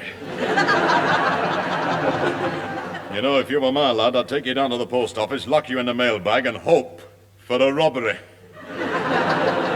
Now, look, I've got a letter here for a Mr. Sinclair, and I've also got this parcel addressed to Master James That don't snatch. Well, that's for me. I'm in, Master James Clitheroe. Come on, hand it over. One at a time, one at a time. There's this letter. Oh, give it here. I'll stick it in my pocket. Now, can I have my parcel, please? Stop tugging at it. You're tearing the wrapping. But it's for me, a parcel. I wonder what's inside it. A rattlesnake, I hope. Right, look, come on. Sign here first. Sign here. All right, lend me a pencil. Oh, yeah. Now then, James Clitheroe. Now, let me see what it is. Must be a Christmas present that's arrived late. Hey, come on. Hand it over. Give over. It's my present, not yours. I'm talking about me pencil. Oh, smashing.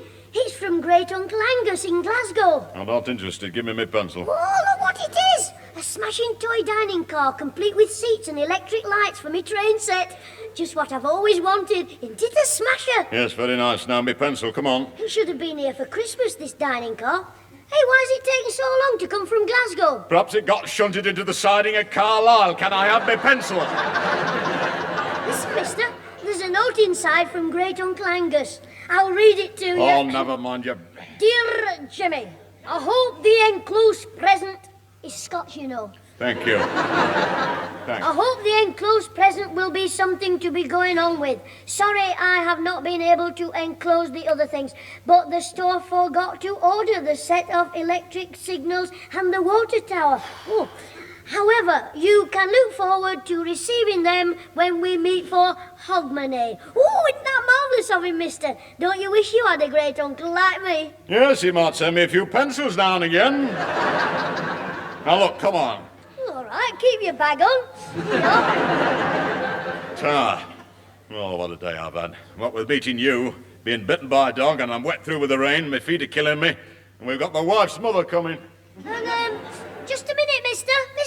Oh, it's enough to drive you around the bend. But what is it now? Happy New Year.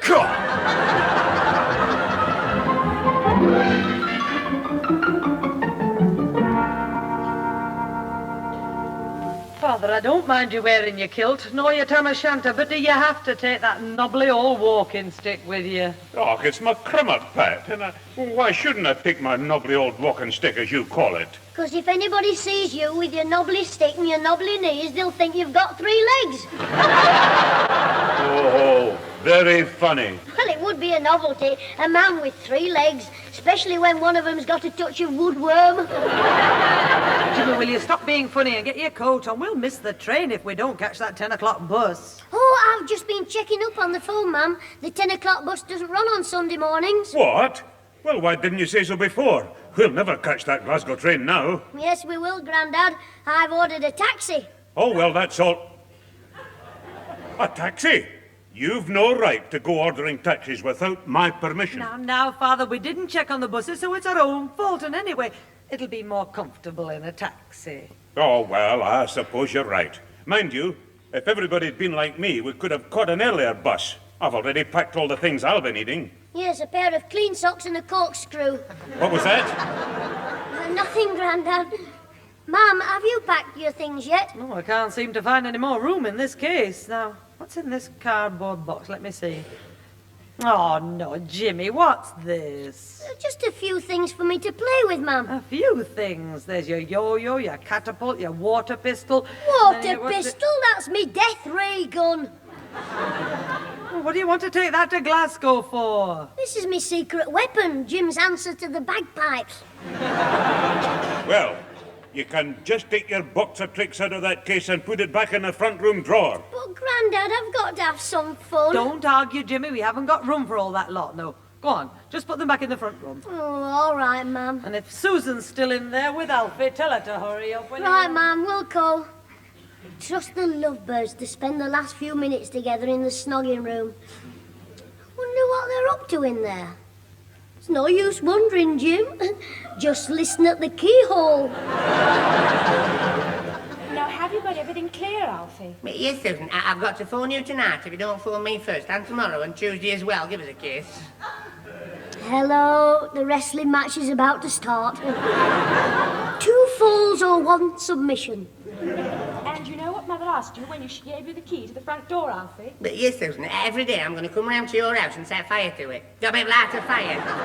On my motorbike. Bit in the grate. Oh, give us a kiss. Alfie, I'm in a hurry. Ah, so am I. Give us a kiss. That's 3 times he's asked her. He must have had his porridge this morning. Alfie, we've got to get down to the railway station. Yeah, well, I'll come with you and you can kiss me on the platform. Alfie, I couldn't. Not with all those people about. Well, take him in the guard's van. He'll feel at home there with all the other fish. What do you want? Come on, Scraggy Neck. We've got to get on our way to Glasgow. All right, I'm coming. Good. Well, cheerio, Alfie. I'll send you a postcard. Having a wonderful time. Glad you're not here. You've changed your tune all of a sudden, haven't you? I thought you didn't want to go to Glasgow. Oh, he didn't, till he heard about the presents he'll be getting from Great Uncle Angus. Honestly, the things some children will do for a few silly toys. It's nothing to what some daft grown-ups will do for a few sloppy kisses. You've been listening at the door again, haven't you? Yes, and I nearly went out and bought some birdseed. Birdseed, what for? For you. All I could hear was, give us a kiss. Give us a kiss. Give us a kiss. For a minute, I thought Grandad had won a parrot in the pub raffle.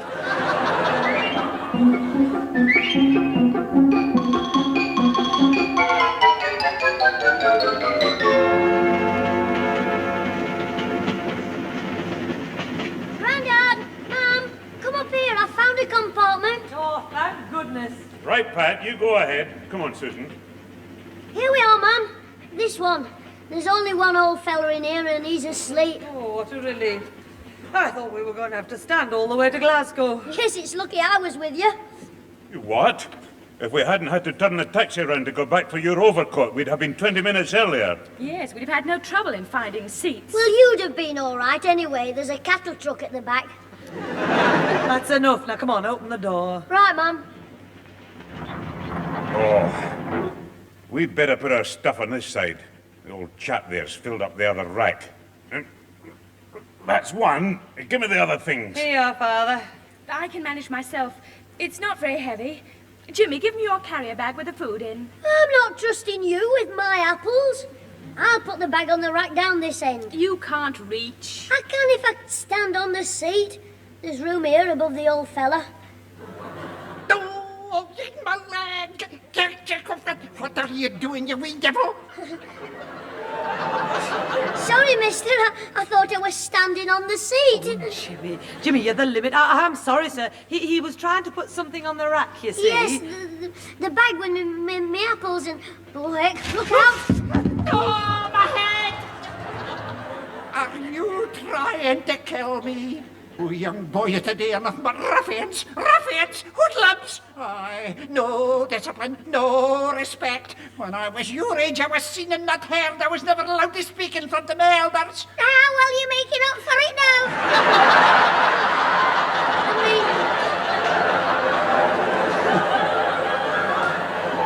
I'm sorry.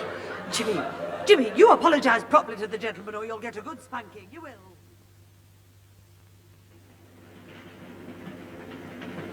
Hey, Susan.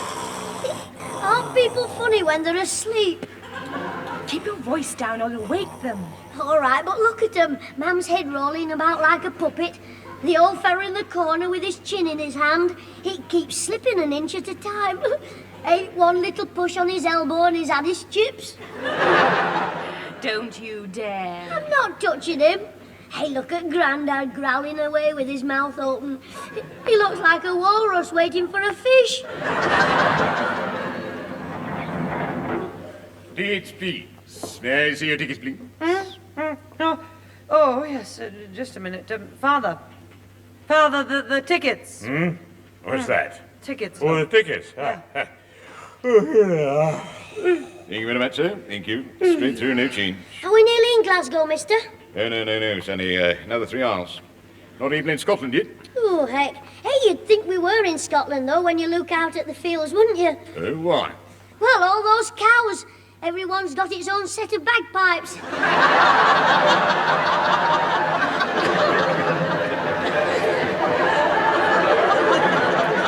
Very well. Well, I must say that's a very good one, that. Set of the bagpipes. Oh, yes, it's very funny. Well, excuse me now till I wake the old gentleman there, will you? Be careful. He might clout you with his claymore. Oh, dear.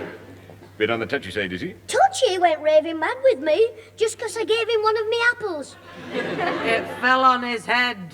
Well, he should have kept his mouth open. Quiet, Jimmy. Mind, he is a bit of an old narc. He comes and sits in a smoking compartment. But as soon as I lit my pipe, he started coughing. And I had to go out and smoke in the corridor. Well, whatever he is, he's got to wake up and show me his ticket. I'll wake him for you, shall I? Yes, thanks very much, Sonny. But not with an apple. Oh, no. Wakey, wakey! What's that? You young hooligan. That does it. You're gonna feel my belt across your bottom. Come here. Jimmy, sit down. Oh, no, you don't. You'll not stop me, you Sassenach. What? Me, a Sassenach? I'm a Sinclair and proud of it.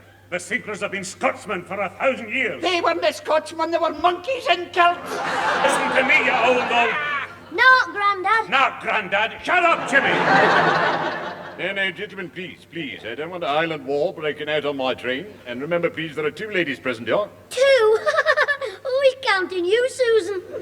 Well, I'm sorry. I shouldn't have lost my temper. No, you should have lost that wee devil when he was born. Oh, stop it, all of you! I must say, this is a fine start to our holiday.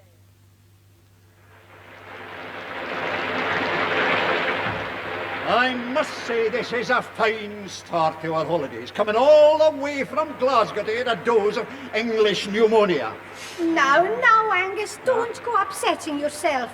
You'll bring on your indigestion. No doubt your brother Peter has a good explanation. Don't go upsetting yourself, the woman says. Yeah, I drive all the way from Scotland. I haven't eaten for 6 hours. I arrive punctually at my brother's home, and there's not a soul in the house. But I've been through just as much as you, Angus. But these things are sent to try us. Hello, did you want something? Can I help you? Not unless you know how we can get into this house. We've been knocking for 10 minutes and there's no answer. Ah, well, that's because there's nobody in. Flora, my dear, this is what they call an Englishman. Oh. No wonder they daren't give us home rule. Now, Angus, you will have to excuse my husband, young man. He suffers with his stomach. Oh, I didn't hear anything. What do you want the Clitheroe for? We are relatives of Mr. Sinclair and we've come here to stay for a few days. Oh, well, why don't you go in out to the rain? You might catch cold standing out there. You daft, come on. Now, Angus, the door is locked and we have no key. Oh, I see. Well, no wonder you're cross. Like my Auntie Maggie was when she got married and we all stood in the rain and we couldn't get in the house for the reception because Arthur had the key and he was late. Arthur was Auntie Maggie's son. It's to her first husband. He gave her away. But Arthur, not her first husband. And she got soaked, so she hit him with a bouquet and he left home. Not her first husband, Arthur. So ever since that, they've kept it under the mat. Kept what under the mat? The bouquet, Arthur, or Aunt Maggie's first husband? No, the door key. Yes. Well, there is no mat here. Oh, no. Not the Clitheroes keep theirs in the tool shed round the back. Well, why didn't he say so before? I'll go and get it, Flora. Yeah, it's not there. How do you know? Because I've got it. You what? Now, Angus, young man, would you please open the door? Yes, of course I will. Ta-ra, then. I can't stand anymore. Will you open the door, you blithering stupid half-wit? Now, Agnes. They gave me the key, but I haven't got it. I have got it, but not here. I've got it there at home, so I'll get it. Ta-ra. Wait till Peter gets here. I'll have something to say to that brother of mine when I'll have something to say to that brother of mine when I see him. The house locked up, and us stuck outside here in the snow. Are you sure you put the correct date in the letter, Grandad? Of course I did. And the time of the train. Your mother read it. Oh, yes, there was no mistake. Oh, it really is too bad of him and his wife both being out when we arrived. Oh, Father, we must do something. It's perishing. We passed a pub round the corner, Grandad. Why don't you go in there and look for him? What makes you think he'll be in a pub? Well, he's your brother. I mean, a Scotsman, I mean. Will you cut out your jokes? This is serious. Oh, you poor things. You're not trying to get in that house, are you? No, we're playing leapfrog. Do you want a game? Oh, be quiet, Jimmy. We're relatives of Mr. Angus Sinclair, and we've come up to stay for a couple of days. Oh, well, I'm afraid you're unlucky. The house has been inches deep in water, so they've gone away. Where have they gone? To buy a roof. I don't understand, Mrs. Well, they had a burst. The place was flooded, so they've gone away for Hogmanay. I promised to light fires for them every day till they get back. Next Tuesday or Wednesday it'll be. But they asked us for Hogmanay. I was going to let their first foot in tomorrow night. Luke, would you like to come into my house for a warm and a cup of tea? Or maybe a wee drop of whiskey? Oh, thank you very much. Well, Father, what are we going to do? Well, we'll just have to go back home on the next train after we've had a wee warm in this good lady's house. Not to mention a wee drop of whiskey. To think we had all this journey for nothing. Aye, and all that money wasted. Yes, and all that talk about the good time we'd have had. All right, I'm sorry. Where are we going for our summer holidays, Grandad? A day trip to North Africa?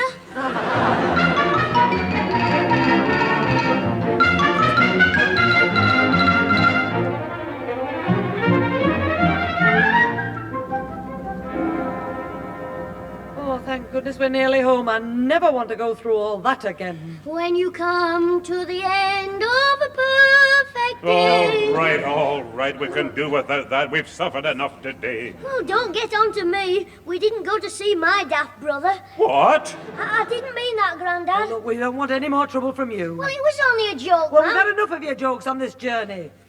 Telling that woman on the train that we'd all been all the way to Glasgow and back to get a bucket of Scotch water for Grandad's whiskey. Well, she was too nosy. You keep quiet, Jimmy. And now listen, my lad. If you cause any more trouble, you'll feel the weight of my hand. Hello. Alfie must be in our house. The lights are on. Alfie? Yes, Mother gave him the key and asked him to light a fire each day while we were away. He must be crackers trusting him with a box of matches after what he did on bonfire night. What was that? He went out in the dark without a torch, struck a match and looked in the fireworks box for a Roman candle. He found one. Just before a rocket found him, bending over. Oh, don't listen to his stories, Grandad. Jimmy, hold this parcel a minute, son, while I get the door key. Right, Mum. I hope Alfie's left some food in the pantry. Don't be clever. Oh, dear, home at last. It's a relief to put these cases I down. will just dump everything and I'll make a cup of tea. I'll give Alfie a shout. Okay. Alfie! Alfie Hall! Hey, Tarzan! We've brought your monkey back. What was that? Hello, Alfie. You're not Alfie. Uncle! It's Great Angus, Uncle Angus.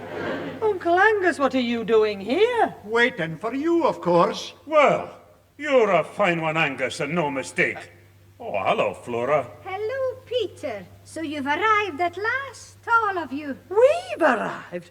We've just been all the way to Glasgow and back to see you. Aye, £30 I've spent and probably caught pneumonia standing outside your house. And you, here all the time.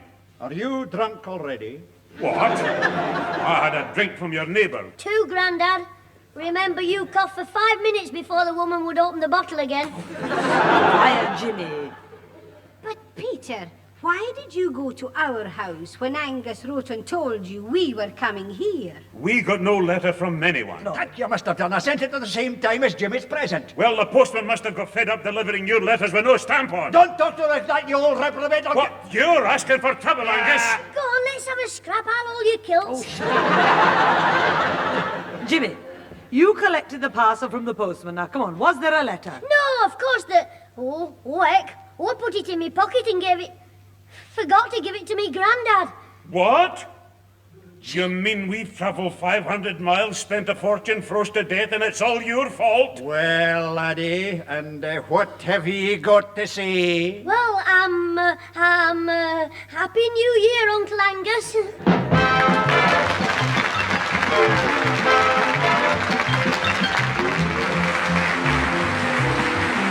Those involved with the Clitheroe Kid this week were Peter Sinclair as grandfather, Patricia Burke as mother, Danny Ross as Alfie Hall, Diana Day as Susan, Derek Guyler as the postman and ticket collector, John Laurie as Angus, and Molly Weir as Flora.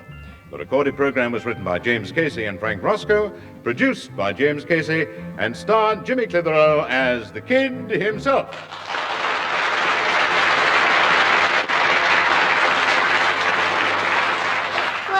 I still haven't recovered from yesterday.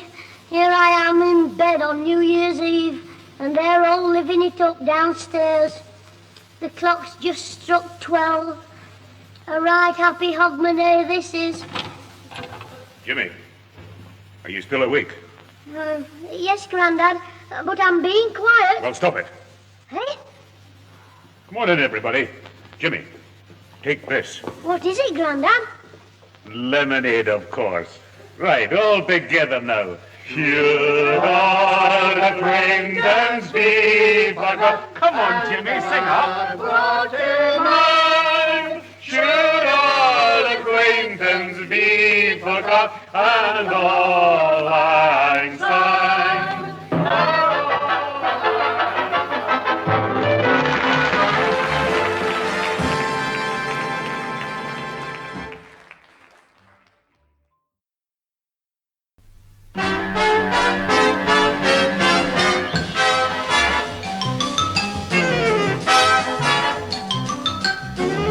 We present Jimmy Clitheroe as the Clitheroe Kid with Peter Sinclair, Patricia Burke, Danny Ross and Derek Guyler in...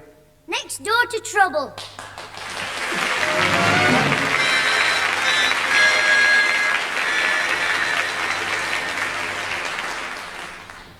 I'm telling you straight, Mr. Sinclair, this grandson of yours wants locking up. He's nothing but a load of trouble, all right, Miss Chief. You know, I've been painting the empty house next door before the people move in. Aye, I know that. Oh, well, if you know, there's no use in stopping to listen. Come on, Grandad. Shut up, Jimmy. Mr. Parsons, has this young scamp been playing next door with his pals again? Aye, playing merry heck. They drove me right up the wall. Well, you had your ladder there to come down on. Oh, hello, Mr. Parsons. What's the trouble? Hello, Mrs. Clitheroe. I'm just telling your father about all the bother I've had next door with the Black Hand gang. Oh, no, not again. What is it this time? Well, I'll tell you, this young rascal... I think the telephone rang. I'll go in and answer it. Jimmy, the telephone didn't ring. Well, I'll just go in just the same, and then I'll be there if it does. You'll stay here, Jimmy. Now, go on, Mr. Parsons. I knew they were up to something when I found my blow lamp missing. You see, I was just going to do a bit of stripping outside. Hey, you get arrested for that. Jimmy. Well, the blow lamp was lit and we wanted a campfire in the back garden. We only borrowed the lamp for a minute to get the fire going. Just shut up, Jimmy. Now, Mr. Parsons, I'm very sorry about all the trouble you've had. Well, I'm prepared to overlook all that. Oh, good. Provided I don't have any more. I've got 3 days more work to do on that house, and I would like to finish the job without having a nervous breakdown. Don't you worry. We'll see Jimmy keeps well away from next door in future. Well, I hope so. I'm going now. Good day to you. Cheerio, Mr. Parsons. Bye, Parsons. Well, my lad, you can think yourself lucky he's prepared to forget all the bother you've caused. Come on, make yourself useful for once. Bring me a shovel full of coal in. Right, Mum. Sorry about all the bother. Oh, come on, Pat. Let's away into the house before I really lose my temper. All right, I'm coming, Father. Now, don't you forget, Jimmy, if you value your life, you keep away from next door. Right, Mum. Ooh, what a life. Ooh, I'm fed up. I wish I was a tortoise. I'd crawl under a cabbage leaf and not wake up till Pancake Tuesday. Well, I'd better get the coal.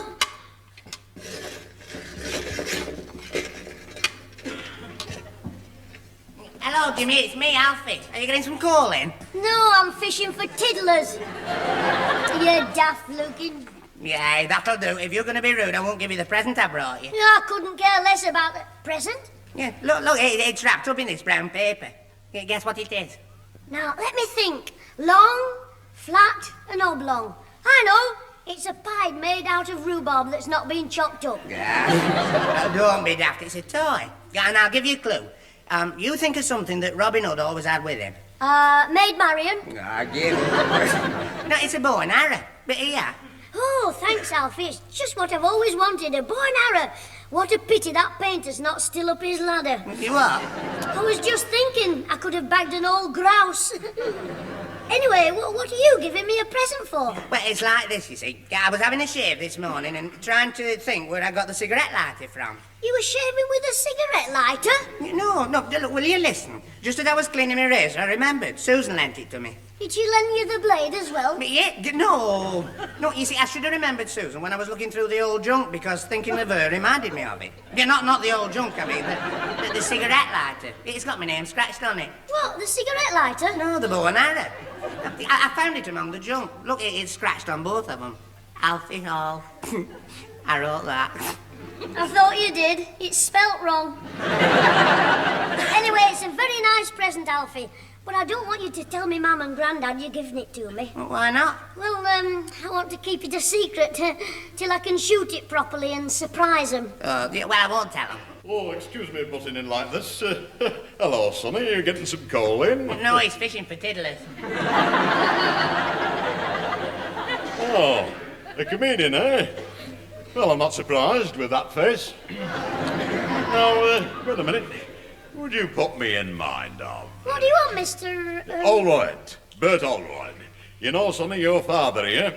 He's the living image. Living image of a chap I once knew, you know, all a right character. Laugh. What was his name? Mr. Holroyd. No, that wasn't the name, that's mine. Oh, he was a case, though, you know, professional fire eater. Till one night he hiccuped in the middle of his act and lost both his eyebrows. Talk about laugh. My missus had to go in the corner and loosen something. Did you say you were in show business? Well, I was, you know, Sonny, I was, yes, but not now, no. You might have heard of our act, Allroyd and Battersby. The Merry Madcaps. Double act, hilarious crosstalk. Yeah. 5 complete changes of programme. 6 when the Lord Chamberlain wasn't looking. Now you're giving it up. What's happened to your partner, Battersby? Ethel? Oh, I married her. Yes, I'll never forget our wedding day. Laugh. The chap at the church wanted 30 bob for playing the organ. I said, how much will you knock off to play the harmonica instead? Oh, don't some mothers have 'em? What do you want, mister? Well, I'm your new neighbour, you know. We're moving in tomorrow, and I wondered if somebody could organise a few groceries for us and a pint of cow juice, you know. I'll take you in to see me mum and grandad. They'll help you. Oh, thanks very much. Oh, I used to have been there the last time we moved house. Laugh. You see, what happened was this. Oh, coming, my love. That's the wife from the bubble car, yes. She probably got stuck in the doorway again. I won't be a minute. Yes, well, I'm glad he's going to be your neighbour and not mine. Oh, I think I'm going to like him. He might get me on the stage. Well, doing what? A double act with you. I've got the bow and arrow. All we want is an apple stuck on your nut, and if you don't get any shooting pains in your head, we're in.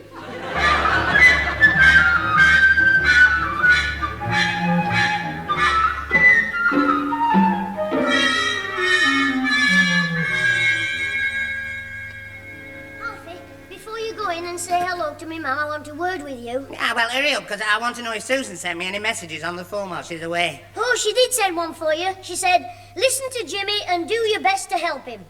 Get off. What's the matter? Well, you know that bow and arrow you gave me that Mum said I couldn't have because they're too dangerous? Yeah, hey, wait a minute. When did she say that? At Christmas, when I asked her for one. Oh, but if I'd known that this morning, I wouldn't have given you the bow and arrow. I know, that's why I forgot to mention it. Well, hey, I'm not getting in any bother. You better give me the bow and arrow back again. I can't. I've lost the arrow. Oh, don't tell me. You fired it and it disappeared. Yeah. Right through next door's bedroom window. You're all right? Get off, you're pulling me leg. I'm not. I've got the broken glass to prove it. Yeah, well, then you're in real trouble. I mean, when Allroyds move in tomorrow, they're sure to find the arrow that broke the window. Yeah, with your name scratched on it. Yeah, that's right. All right. Oh, dear, well, hey, what shall we do? Your mum's bound to find out soon. She'll know about it by this time tomorrow. Yeah, and I still won't be able to sit down this time next year. Well, I think you should tell her straight away. She's a reasonable woman. I suppose you're right, Alfie. I'll go in the kitchen and tell her. All right, good luck, Jimmy. Hello, Mum. Oh, you're washing up. Can I dry them glasses for you? No, thanks. I want to keep this set. Well, can I run any errands for you? What is all this? Do you feel all right? I do now, but I don't think it'll last. It's 20 past. The shops will be shutting soon. Are you sure you don't want any errands running? No, I don't.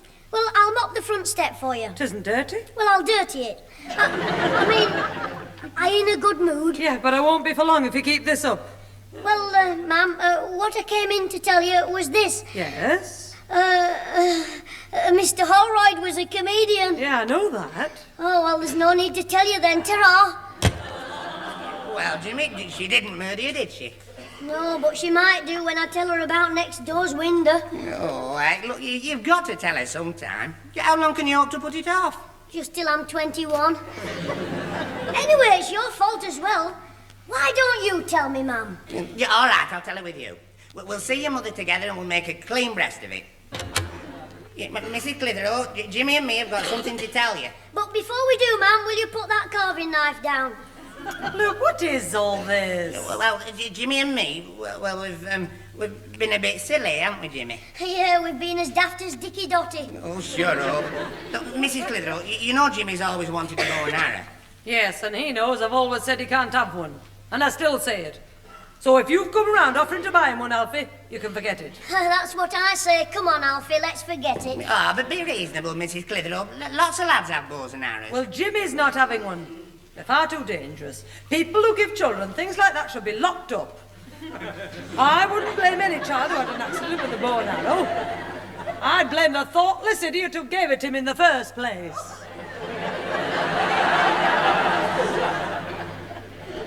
Well, what was it you wanted to tell me, Alfie? Well, yeah.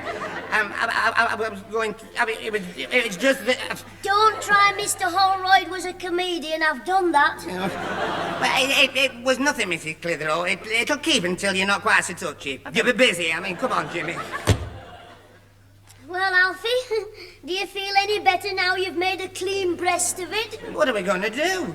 We've got to get that arrow back from next door. Well, I'm not supposed to go near that house again, but I'd hate to see me grandad flay you alive with his chromac. Thanks very much, so would I. So I've got an idea. The neighbours aren't moving in till tomorrow, so tonight their house is going to be visited by two desperate robbers. Robbers? Yes, Alfie Sykes and Jimmy the Artful Dodger.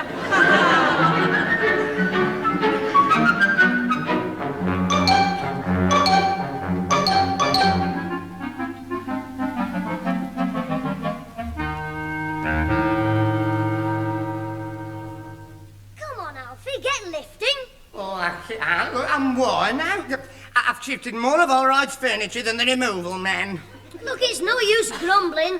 I didn't know they'd be moving in tonight instead of tomorrow. Why have I had to move all the stuff that's for upstairs? So we can find the arrow while nobody's looking. Now, come on, Popeye. Are you going to get lifting or have I to go and get some spinach? Oh, I can't do any more lifting. I'm all in. I'm beginning to think you're right. I'll bet it's only your tight trousers that's stopping your knees from buckling. Hey, look, if you're going to be cheeky, I'm off. All right, but it's your name on the arrow that broke the window, the one Mrs. Holroyd's so mad about. If she finds it, she'll probably clout you with a wardrobe. She's big enough. Well, I don't want to get in any trouble. In that case, pick up that bed and get up them stairs. Yeah, hey, just a minute. Aren't you going to help me with this bed? Of course I am. I'm going to carry the pillars. Oh, I'll funk you in a minute. Look, you've only got the part with the springs in, not the whole bed. Now take it up to the spare room, then you can have a lie down on it. But it's heavy. I can hardly get it off the ground. Oh, Mr. Hall. What are you going to do with that thing then, eh? Give us a harp recital on the springs?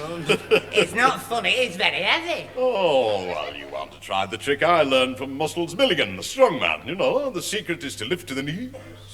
Pause, deep breath, then lift again. Go on, try it. The Muscles Milligan method. All right, then. Lift to the knees. The knees. Pause. Yes. Deep breath. Then lift again. Oh, me faults! Oh, dear, I forgot. Muscles Milligan had muscles, didn't he? Come in, I'll help you. Oh, no, that's all right. We'll manage it between us. No. I'll help you with it. Oh, dear, I think Lady Barnett wants me again. Keep up the good work, lads. I'll be back. Right, come on, Alfie. Pick up that bed and pretend you're carrying our Susan over the doorstep on your wedding day. Oh, all right, here goes. That's it. I'll steady it. To you, from me, and the last one upstairs a sissy. Go on, Alfie, you're doing fine. Well, it must be here somewhere, Alfie. What must be in here? Oh, the arrow we're looking for. We've only got a minute to find it. The furniture van's just gone. Yeah, look, I'm tired. I'm not doing anything else till I've sat down on this mattress and had a smoke. Ow, I've been stabbed. Good lad, Alfie, you found the arrow. I'm just going up to thank the labourers, Ethel. Oh, heck, cheerful Charlie's coming. Quick, hide that arrow so he won't see it. I'll keep him talking at the door. What? Where can I hide it, Jimmy? Right, come on, you two. The wife says I've got to lock this room up because of that broken window. Yes, we're right with you. Come on, Alfie. Right, I am. Yeah, I've done it, Jimmy. Now then, Well, that's it. I'll just slip the key in my pocket. Here, did I ever tell you about the time I lost a very important key? No, but I'll bet you're going to. Well, the wife and I decided to do something unusual in the act, you see, so one night I put her in a sack and locked it up with a padlock. Now, she had 60 seconds to get out. Laugh. She was still in there the next day's matinee. Oh, it was funny, you know. I hear her calling me. Well, I'll have to tell you some other time, lads. I'll see you later downstairs. Shall I? Right, Mr. Holroyd. Oh, thank goodness he's gone. Let me see, Alfie. Hey, you've hidden it well. I can't see it anywhere. Where have you put it? Under your sweater? No, under the bed. What? You great big daft Nelly. Look, you told me to hide it quickly. It was the only place I could think of. You should have hidden it in your head. There's plenty of room there.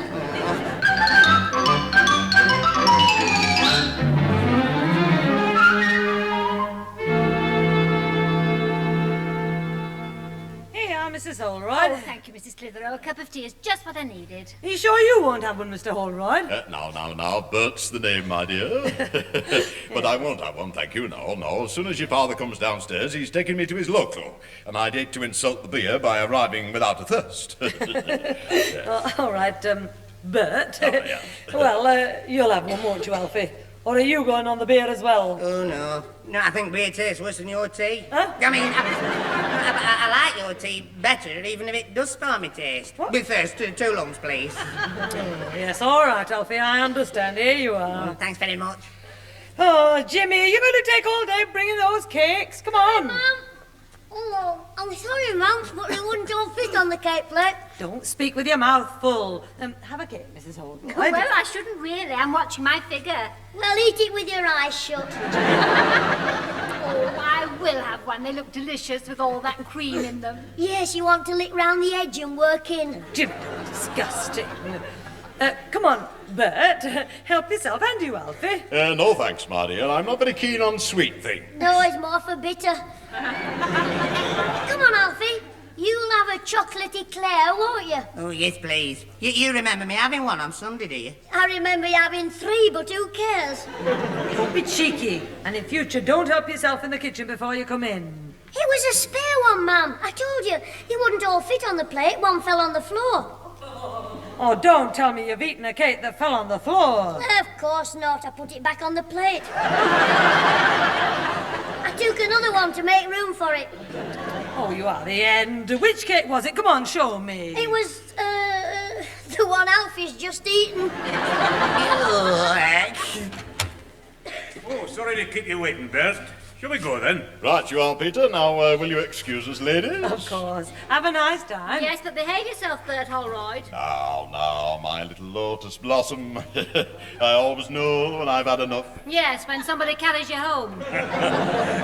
Don't you worry, Mrs. Holroyd. It'll be all right with me. Well, come on, then. Right, you are, Peter. You know, I remember once going for a drink with a lady snake charmer at Huddersfield. Well, somehow the python got wrapped round the handle of the beer pump. Oh, he does go on now, Bert. What man doesn't? Anyway, have another cup of tea and tell me how you're settling in next door. Thanks, we'll have another. Well, the decorators haven't quite finished, but we're more or less sorted out. Of course, Alfie and young Jim here were a great help. Jimmy? Oh, yes, they helped me move the furniture, didn't you? Oh, well, it was nothing really. Well, that's very good. Jimmy, you didn't ask for any money or anything, did you? Ma'am, what a thing to say. Oh, no, Mrs. Clitheroe. As a matter of fact, I told Bert to give Jimmy something, but they left rather suddenly. Yeah, well, he locked the door and we couldn't get back. Get in. I mean, we had to get out. Jimmy was wanted. Well, I think we better leave you to have a chat. The only annoying thing is the bedroom window. The window? Yes, in the spare bedroom. Didn't Jimmy tell you it was broken? Who, me? Didn't you mention it, Alfie? Well, of course I didn't, because you did. But I never looked. How was it broken? I suppose some young hooligan threw a brick at it. No, it wasn't a brick, it was a... Ow, me fault!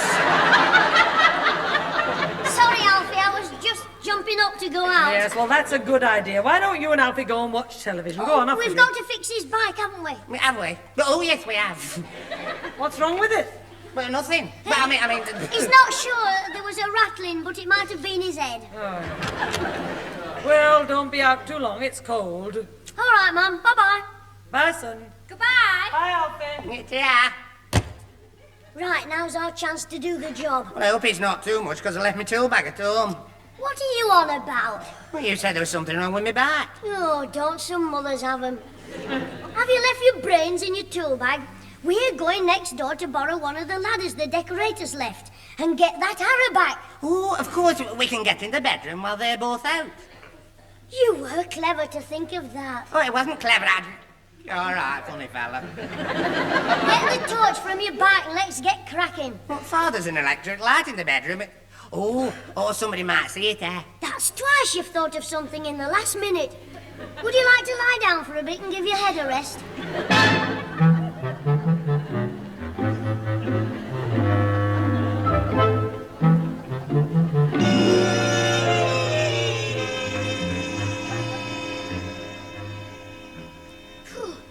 So far, so good. Okay, Alfie, I'm in. You are? Are you in the bedroom yet? Shut up! Of course I'm in. Come up the ladder, I'm all right. Okay, I'm on my way. Here I come. Help! There he goes. Oh, my leg. Oh, my leg. Oh, have you broken it? Oh, no. No, it hurts, but it's not broken. Pity I could have had you shot. Now come up slowly and quietly. Here I go. Oh, dear. Oh, dear me. I wish I'd never started this. Right. Now don't jump over the windowsill. Come in slowly. Okay, I'll be careful. Oh, come on. I didn't mean sit still. I'm stuck. I think there's a nail caught in my trousers. Don't be daft. Grab me hand. Right. Come in. Now. You're right. It was a nail. Oh, sure. Look, let's find that arrow. Right. Now wait till I find the bed. It's over here somewhere. Oh, here we are. Right, Alfie. Get under this bed quick. Why? Somebody coming? Somebody ought to come for you in a van. Oh, look, it's no joke. We've broken in here. If we were caught, we'd go to jail for 2 years. There's nothing to worry about. If the police come, I'll say you told me you lived here. Yeah, that's a good idea. You what? Ah, then I'd go to jail. Not if you did what that bloke did we read about in the paper, the one who was balmy. What do you mean? Plead guilty but insanitary. Oh, look, get out of my way till I look under the bed. Oh, look, Peter, I've only got to pop back into your house, see the wife, get me money, and pop out again. Oh, it's ridiculous, Dad. I told you I could have lent you some money until we got back. No, Peter. We've only known each other a day, and I couldn't go borrowing me beer money off you already. Well, there's no point in arguing any more. We're nearly back home now. Exactly. We'll be back at the pub in 10 minutes. Now, don't worry. There'll still be some beer left. From what your wife said, you can drink your share. You know, that reminds me of Archie Clayton. Archie Clayton, the lazy juggler. After the show, he was straight in the pub until they helped him home to his digs, you know. Well, now, one week, he and his missus had digs near a brewery. 12 o'clock one night, when he staggered home, she was waiting for him. She dragged him down to the brewery, and where they were still working, pointed to a vat of beer and said, "Now will you believe they can make it faster than you can drink it?" And Archie said, "Well, maybe they can. But you've got to admit that I've got them working nights." No one would feel like Archie myself. Hello? What's that blinking decorator been thinking of?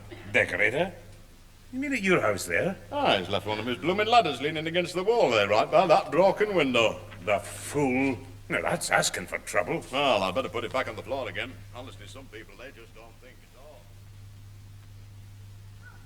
Are you sure you threw the arrow under the bed? Of course I am. Must be under here somewhere. Now I found the sharp end. Good. Pass it to me before you damage it. And crawl out quick. Somebody might come looking for us. Oh, you take the blooming thing. All this trouble because I was being kind. I should never have given a bow and arrow to a child who can't even shoot straight. Child? Just watch it or you'll be getting a puncture in your big end. Oh, shut up. Look, go on out to the window and down the ladder. Not likely. It might wobble. You go first. All right, then. All you have to do is to ease yourself backwards over the sill and put your foot on the ladder. Help, it's gone! Oh, hey, help, my hands are slipping, grab me! Don't be scared. Got you. Oh, not me, eh? They'll hear you. Right, I've got you now. Come on. Pull yourself up. I'm pulling. Oh, hey, keep hold.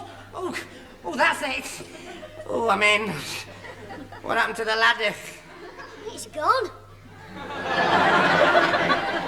You'll have to get it or I can't get down. How can I get it? Make a rope of sheets. There's no sheets on the bed. Well, use your shirt. That's it. Look, I'm only light. If we make a rope out of your clothes, I can climb down. Oh, well, I don't know. Don't argue. Get your trousers off for a start. Oh, this'll teach me a lesson. I'll never give you anything again as long as I live. Okay, Alfie. The ladder's there. You can come down. Well, bring me trousers up first. Stop arguing and get down this ladder. Oh, heck, me grandad and Mr. Holroyd. All right, here I come. Get back! He used to do a trampoline act, you see, so in his sleep he jumped on the mattress and his wife flew straight up to the ceiling. Hello. That blinking ladder's back. Jimmy, what are you doing, my lad? Holding the ladder was on the ground, so I picked it up. Well, we just put it down. Out of the way. Grandad, don't move it, Alfie. Oh, heck. Help! Oh, my back! Oh, my leg! Alfie! Oh, my leg! Alfie! What were you doing up there in your underwear as well? You've heard of people sleepwalking, Grandad? What? Well, Alfie does it up ladders. Now, don't start telling your lies. Come on. I want to get to the bottom of this. You will, and I know whose bottom it'll be.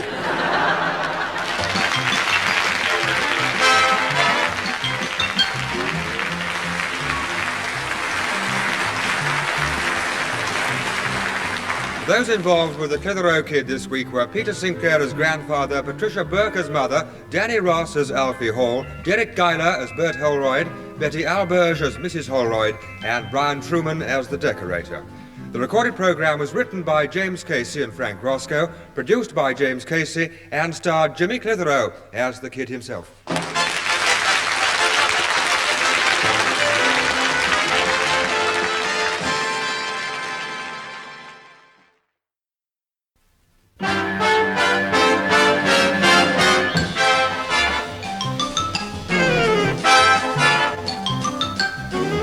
We present Jimmy Clitheroe as the Clitheroe Kid with Peter Sinclair, Patricia Burke, Danny Ross and Derek Guyler in... Love me, love my dog.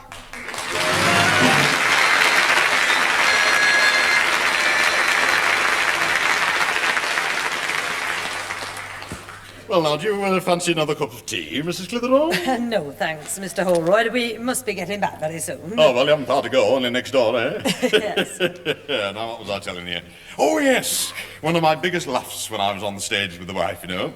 Did you hear about the terrible accident in Glasgow? What terrible accident? A taxi crashed into a wall and 24 Scotsmen were injured.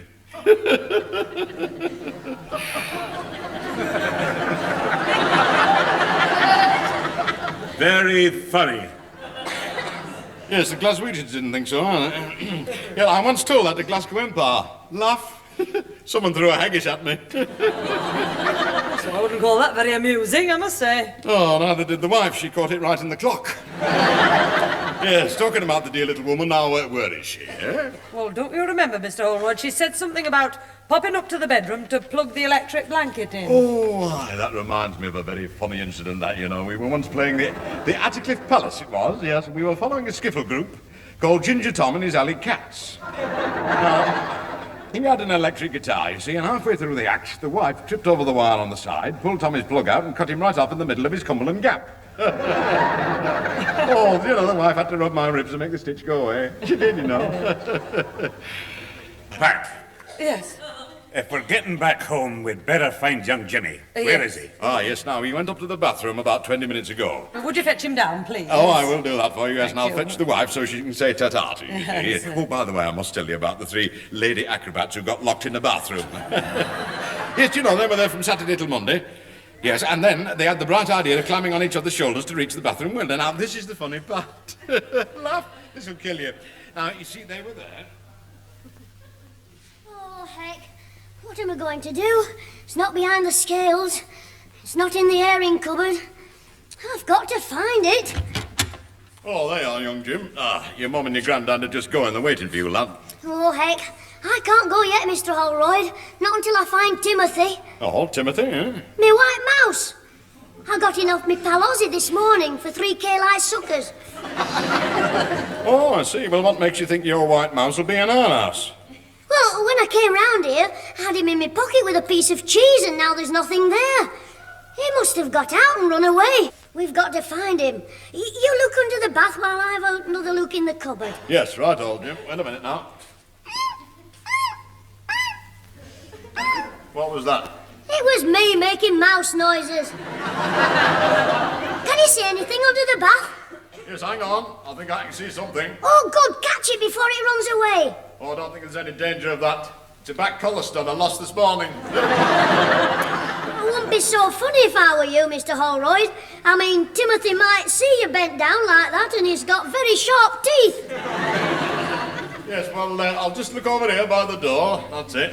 Any sign of Timothy? Oh! Have you found him?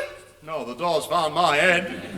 Sorry, Mr. Holroyd, but what on earth are you doing down there? Looking for a mouse. A mouse? Oh, dear, hadn't you better get a trap or something? No, it's a tame mouse. It's the white one called Timothy. Yeah. Really?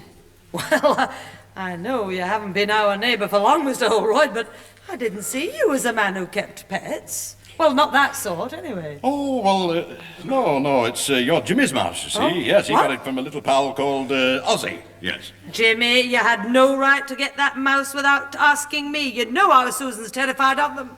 I'm sorry, Mum. He got out of my pocket. Anyway, if we all look, I'm sure one of us will find him soon. I was right. Mrs. Holroyd's found him. Oh, dear, this reminds me of the time the conjurer's rabbit got loose in our dressing room.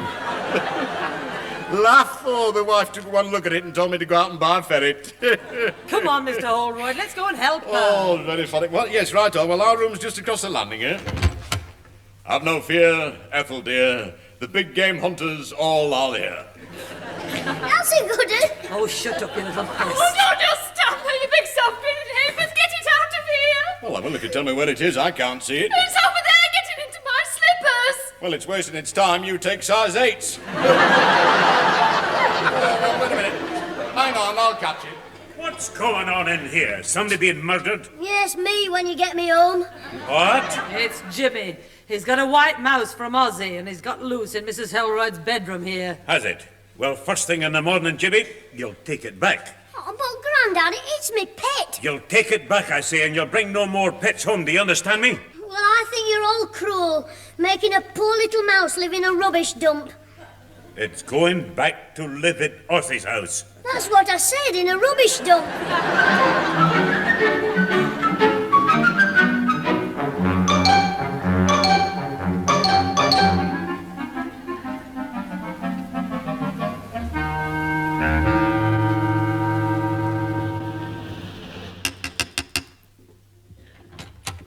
Yes? Hello, Mr. Higginbottom. Oh, it's you, is it? What do you want apart from causing trouble? I want to see Ozzy, please, Mr. Higginbottom. Is he in? No, he's not. He's gone for his trumpet lesson. Oh, I thought he was packing up the trumpet after what his teacher said. What do you mean, what his teacher said? Well, he told Ozzy he made a better noise when he blew his nose. We'll hear what noise you make when I clout your ear in a minute. Well, I've got to give something to Ozzy. Well, give it to me. Here you are, then. But be careful you don't squash it. What is it? A mouse. Oh, take it away. I'm not holding that horrible thing. But it's Ozzy's. Me mum said I've got to give it him back. Oh, well, fetch it in the house and put it in the cage with the others. All right, Mr. Higginbottom. Now, come in the parlour. Here. Now, where's he keep that cage? Oh, here it is on the floor, Mr. Higginbottom, next to these empty beer bottles. Oh, aye. Well, stick it in there. It's a big parlour, isn't it, Mr. Higginbottom? It's only the usual size. I suppose it looks bigger with having no furniture in it. That'll do. It's cleared out so I can do some decorating. And you can clear out as well now because I've got to go down to the vet's. Why, what's wrong with you? Look, any more of your jokes and I'll give you your head in your hands to play with. No, I mean, is it the mice? No, I'm taking my greyhound down to have it put to sleep. Oh, poor thing. Has it broken its leg? No, it's broken my heart. I've fed it and trained it for 3 years and it's never won a race yet. It's wasting no more of my money. Oh, Mr. Higginbottom, that's cruel. Look, it's no use as a pet. It eats us out of house and home. I've got to get rid of it. Well, I'll buy it off you. Oh, will you? How much money have you got? 9p. Well, keep that and buy him a dog biscuit. You can have him for nothing. Oh, thanks, Mr. Higginbottom. Your mother won't thank me when she sees how it eats. Anyway, you can have its lead and its feeding bowl as well. Look, slip in the kitchen and ask Mrs. Higginbottom for its bowl. Righto. Now, where's that dog's lead? Oh, here it is, round the wife's mac. Mrs. Higginbottom says I can't have the bowl just yet. Why not? She's making you a steak pudding.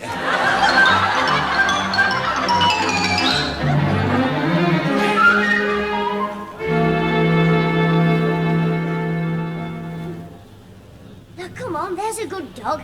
Just through the garden and we're there. Shh! Be quiet! I'm going to hide you in my granddad's greenhouse. It's nice and warm in there. Come on. In you go. That's it, you'll be all right now. Hey, come away from there. Don't eat those, they're my granddad's early daffodils. Unless the last year's coming up a bit late. Hey, give over. Get down. Stop licking me face. I'm not a lollipop. I said be quiet. You're a greyhound. You should know how to keep your trap shut.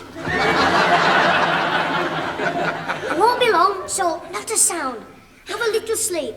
If you're not tired, try counting tomcats. Daddy wouldn't buy me a bow wow, bow wow. Daddy wouldn't buy me There you are, there you are. What were you doing in your granddad's greenhouse? Seeing if it was warm enough, ma'am. Warm enough for what?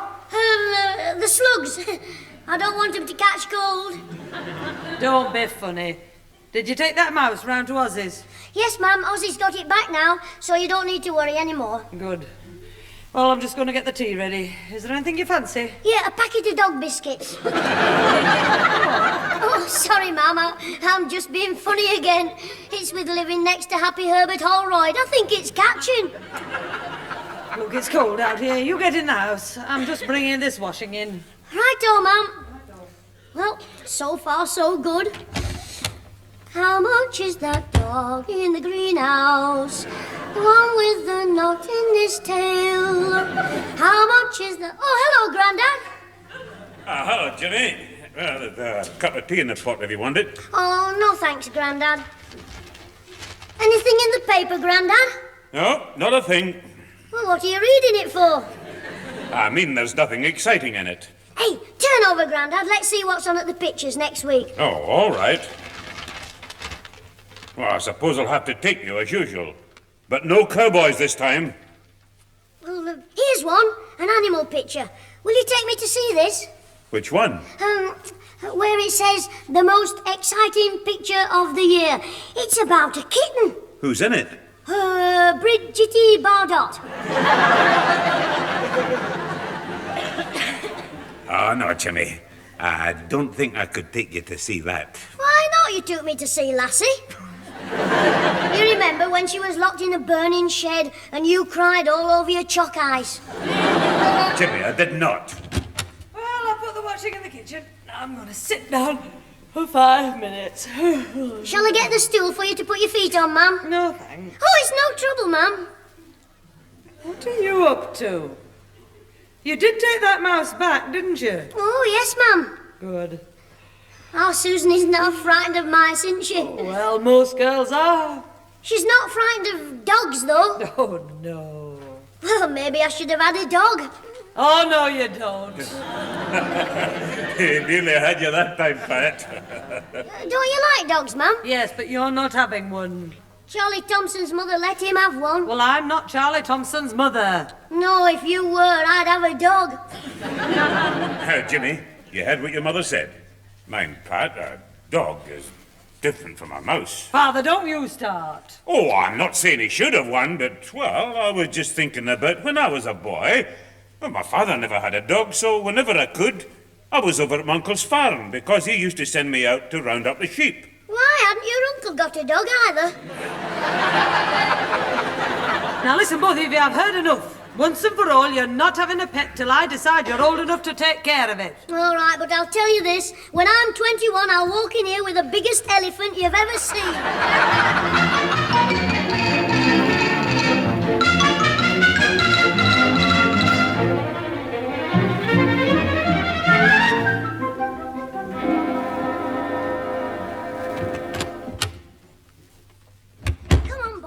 I'll get you somewhere to stay.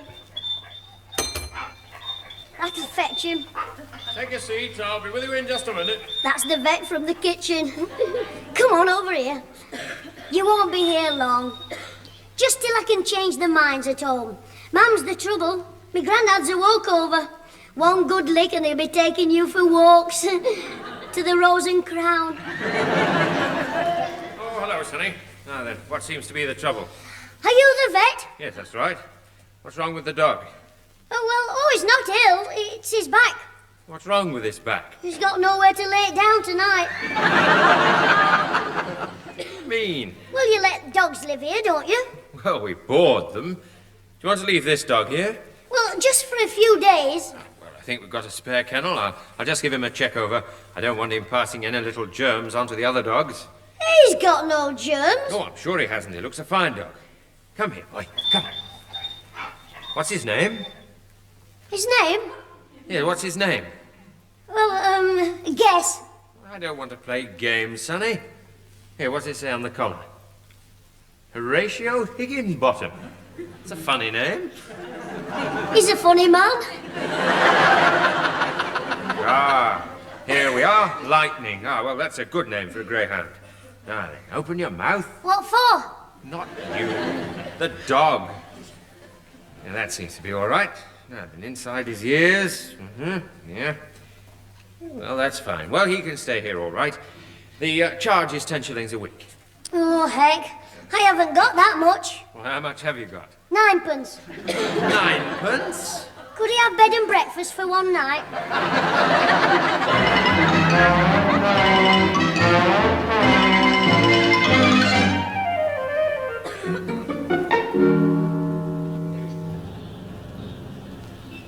You'll be all right here, Lightning. You couldn't find a better house. Alfie Hall loves animals. Are you in, Alfie? Oh, it's you, Jimmy. Come in.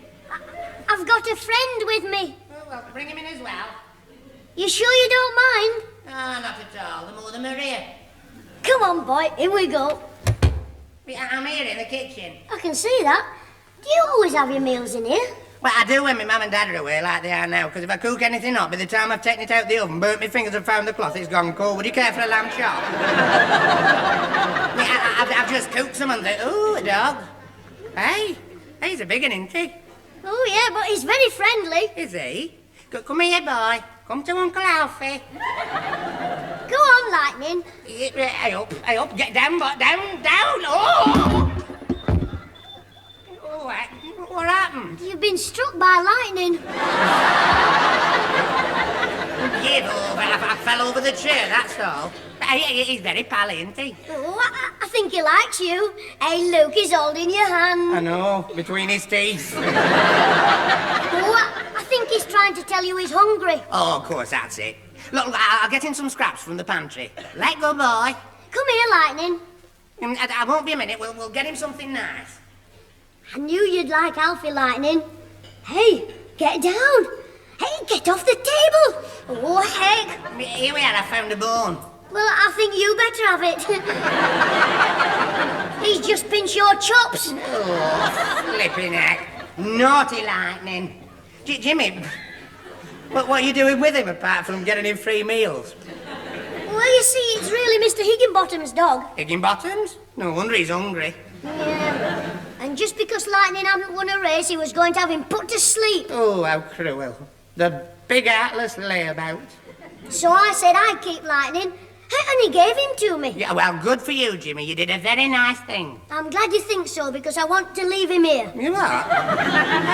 but he's your dog, Jimmy. I know, but my man won't let me have a dog, so I thought he could stay here till I can talk around. Well, I'd like to keep him, but I'm afraid there's a bit of a snag. You mean you've run out of lamb chops? No, my dad would never allow me to have a dog in this house. He says he's got enough with me.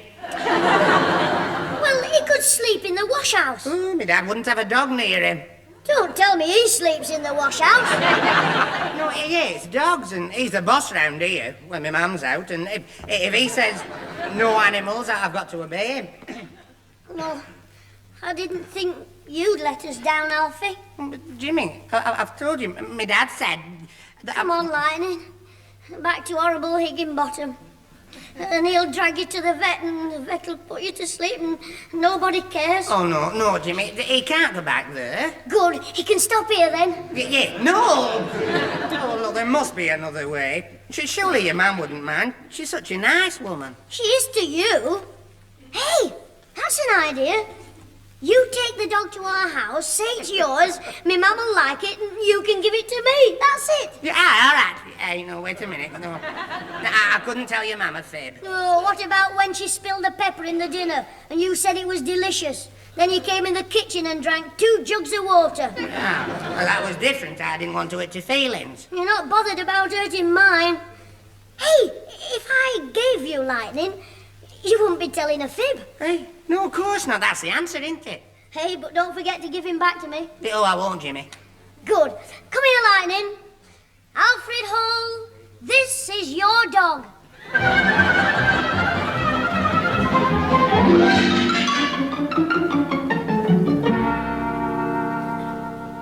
Oh, heck. Mum, what time is it? It's nearly 3 o'clock for the 3rd time.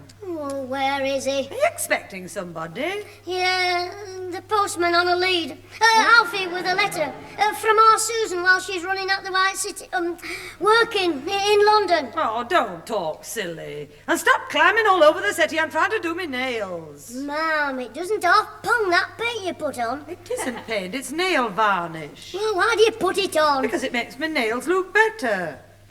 Covers the cracks. Covers the cracks? Oh, Susan has some of that, but she calls it makeup. Oh, very funny. Jimmy, keep still. I'll have it all over my fingers. Ooh, what a horrible colour. Looks as though your hands are dripping with blood. What do you know about nail varnish? You're too young to appreciate it. Oh, am I? Who did the crossword in my paper? It wasn't me. Nor me. Well, it couldn't have been the mouse. He's gone. Pat, that nail varnish is a bit vivid, isn't it? Grandad, you're too young to appreciate it. Be quiet, Jimmy. Don't be so old-fashioned, Father. Well, it is a bit startling, isn't it? That's what I told her. She looks like a vulture having a jam butty. Oh, that's a good one. All right, you two. Father, will you be going out this afternoon? Well, I was thinking about it. Well, what's the weather like? What's this? What? Coming up the path, Alfie Hall, with a greyhound. Let me see. Good heavens, you're right. A greyhound? That's not like Alfie. I don't know. They've both got the same nose. I'll let him in, Mum. All right. Well, Alfie Hall's coming out of his shell. Greyhounds. He'll be playing snap next. Father. Hello, Alfie. This is a surprise. We never expected you. Yeah, well, but we arranged it. Down! Don't overdo it, Jimmy. What's the matter, Jimmy? It's all right, Mum. The dog's just accidentally kicked Alfie's ankle. Come in, you two. Well, if it isn't Fearless Alf, the lion tamer. Come in. Can I bring Lightning, my dog, in? Yes, Yes, certainly, Alfie. Oh, so long as he behaves himself. Oh, his manners are very good. He's quiet, alert, and he's very lovable as well. He's a perfect pet. Don't overdo it, Alfie. But I hope you don't mind me popping in like this, but when you've been cooped up all day in a kennel with a few bones, you need a bit of exercise. Yeah, but there was no need to bring the dog with you. Take no notice, Alfie. He's quite a good-looking old dog, isn't he? Yeah, you should see him with his kilt on.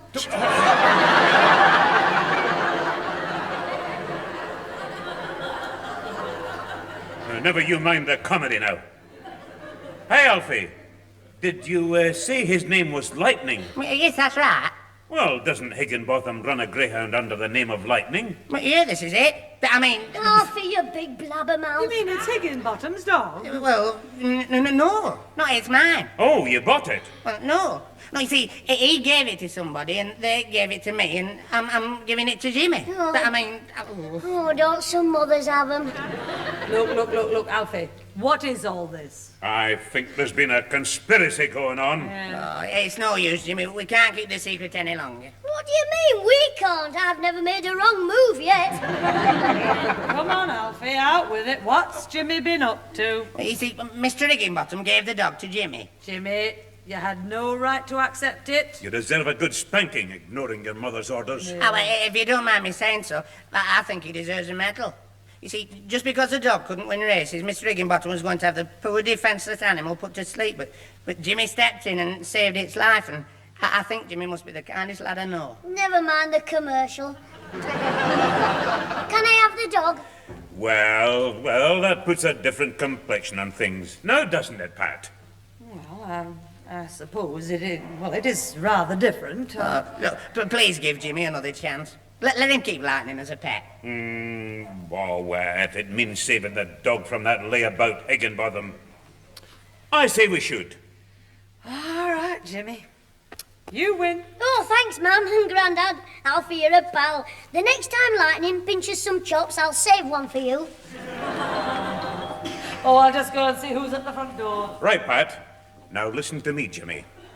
As long as that dog stays here, you've got to look after it.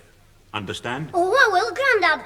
I'll brush him, take him walks, I'll even teach him to carry your empties. Yep. Now, that'll do. Come in. Father, it's Mr. Higginbottom. I hope you don't mind me popping in, but I've just come for my dog. Whose dog? Lightning belongs to me. Look, I don't want any arguments. Let's have it. Hey, just a minute. You gave the dog to Jimmy. Who's talking to you, ferret face? Now, look here, Higginbotham. You're not in your own house now. No, you can breathe in here. Shut up and give me that dog. Mr. Higginbottom, I think you ought to lower your voice in my home. Sorry, missus. So I should think. I just want the dog. Well, you're not taking him, you big bully. Alfie, throw him out. You me? Now, look here, you'll have to stop it, because if you don't, I'll... Shut up! Yes, Mr. Higginbottom.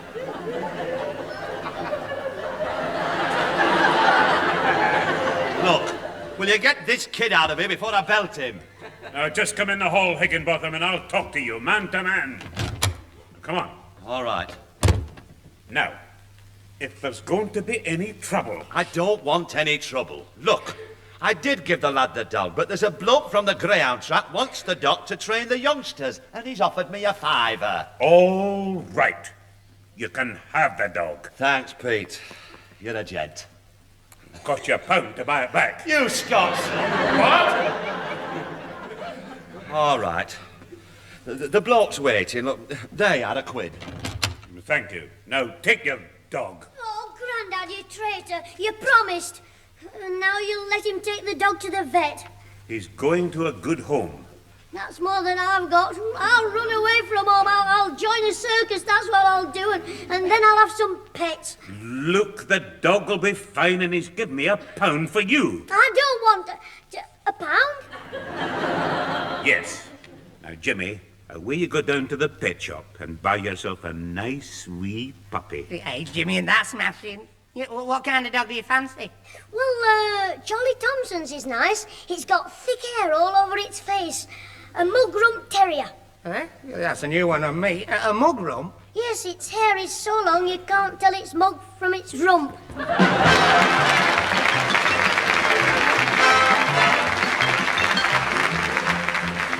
Those involved with the Clitheroe Kid this week were Peter Sinclair as grandfather, Patricia Burke as mother, Danny Ross as Alfie Hall, Derek Guyler as Bert Holroyd, Betty Alberge as Mrs. Holroyd, Tony Melody as Mr. Higginbottom, and Brian Truman as the vet. The recorded programme was written by James Casey and Frank Roscoe, produced by James Casey, and starred Jimmy Clitheroe as the kid himself.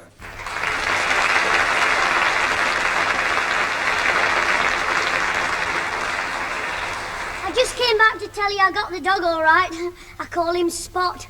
The man said it's a real thoroughbred mongrel. I was only kidding Alfie about the mug rump. He's a clever little puppy. Mind you, he hasn't found out where the bathroom is yet. But he doesn't half eat. This morning he had a bowl of milk, corned beef, 2 pieces of coal and me granddad's left slipper. Mr. Higginbottom saw Spot yesterday and he teased him and said he wasn't big enough to be a dog. Spot bit his ankle.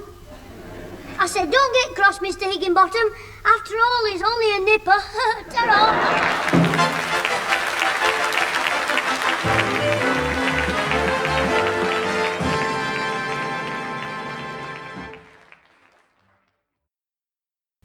This is the BBC Light Programme and the British Forces Network in Germany.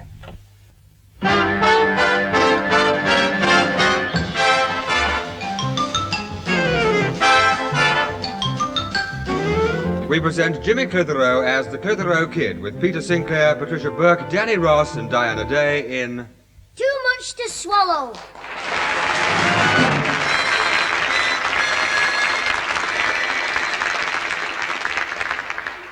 Hey, look, Susan. Spot's chasing his little tail again. Round he goes. Hooray, he's caught it.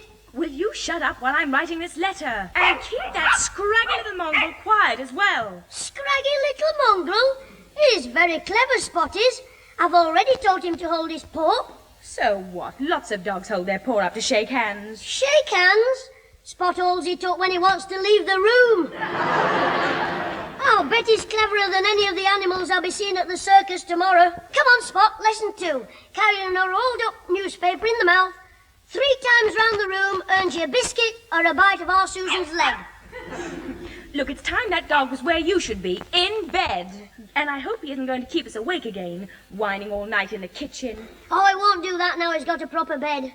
You'll be nice and snug in your little basket, won't you, Spot? Don't tell me you've been out and wasted your money on a dog basket. Of course not. I've saved me money and borrowed your needlework basket. What? He just fits in it while he's little, and I've borrowed the pink cushion for his pillow.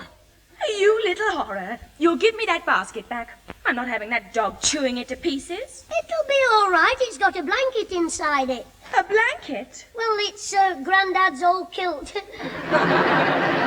And if Spot wants to sharpen his teeth in bed, I've put an old slipper in the basket as well. Now, come on, Spot. Carry this paper. Good dog. Aye, Pat, it was in tonight's paper. I nearly laughed myself hoarse when I read it. Yes, well, it does sound a bit funny. The Higginbottoms advertising their wedding anniversary. Everybody calls their marriage the 15 Years' War. Here, I'll show you that, Deb. Susan, where's tonight's paper? I think the Wonder Dog's having it for his supper. Where? Oh, no. Oh, look, it's torn to ribbons and I haven't read it yet. Jimmy. I was teaching him to carry it, ma'am, so he can go to the shop for it when the lad forgets to deliver it. Jimmy, don't talk ridiculous. Well, it'd be quicker than when you go for it, Grandad. About 6:30, you say, I'll just away down to the shop for the echo. And you bring it home 4 hours later. Wrap round 2 bottles of brown ale. That'll do, Jimmy. You're always causing trouble with that puppy of yours. You can say that again, Mother. He's made the dog a new bed up in my needlework basket. What? Well, that's a funny thought. I'm glad you think so, Grandad, because he's got your kilt for a blanket. What? It's It's only the old one you've grown out of, Grandad. You know, the one that looks more like a hobble skirt. Look, I've had enough trouble with this puppy of yours today. It was me who had to go out and catch him when he got through that hole that you made in the garden fence. What? Yes. It was an accident, Grandad. I was running with something heavy under my arm and I slipped. What have you got under your arm? Ozzy's head. You young hooligan. Now, if there's any more trouble from you, you won't go to the circus tomorrow night. Oh, Grandad. And tomorrow you'll mend that fence. Now, do you understand? Yes, Grandad. And you'll make other sleeping arrangements for that puppy, right? Yes, Mum. Spot can come upstairs and share my bed. What? Well, we might as well sleep together. After all, we're both leading a dog's life.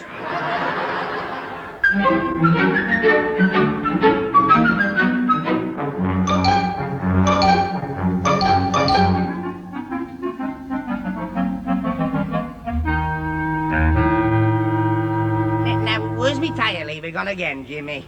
Oh, trust me to have a puncture in the dark when I'm taking your Susan to the dancing class, and it's Madison night. You mean you have to take pills and cough mixture to a dancing classes? I said Madison night, not medicine night. Oh, dear. Well, I'll give you a laugh to cheer you up. You know I told you Grandad wanted to show me Mum something in tonight's paper. It was an advert saying Ozzy's Mum and Dad have been married 15 years. Grandad said it should have been in the agony column. She's making Mr. Higginbottom take her to the Rose and Crown tonight to celebrate. Yeah, well, you couldn't blame her if she got a bit tiddly after 15 years of that big-mouthed windbag. Oh, it's not like that all the time, Alfie. I mean, for once he hasn't said a word. When? All the time he's been standing behind you. Wacky thing. Hello, Mr. Big Mouth, Big Bottom, Big Higginbottom, Big Shut up, haddock face. I'll deal with you after I've sorted out this young monkey. Me? What have I done? I've got something for you in this parcel here. A present? For me? Mr. Higginbottom, you shouldn't have bothered. What is it? It's a toy speedboat with the rudder missing, no engine, and the hole in the bottom. Well, don't be daft. Jimmy doesn't want a boat with no rudder, no engine, and a hole in the bottom. No, neither does my Aussie. But he bought it off Clitheroe for $50. Well, heck, I remember now. I sold it to him when I was skint. Yeah, well, he can just buy it back again. Come on, you little twister, hand over £1. Oh, Mr. Higginbottom, I didn't make Ozzy have it. He bought it of his own free will. According to him, the deal was completed when you were sitting on his head. Yeah, it did take some persuading. I mean, he could soon get somebody to mend the boat for him. Come on, £1, quick. But I'm still skint. I'll write you an IOU. If I don't get that money now, I'll go in and see if your granddad will cough up. Oh, heck, don't tell him. He'll stop me going to the circus. What I want now is somebody to come to me rescue. A knight in shining armour. But I'll just have to settle for a mug in a crash helmet. Alfie! Yes, Jimmy? I know you'll want to pay me for helping you with this puncture, so, shall we say £0.50? What?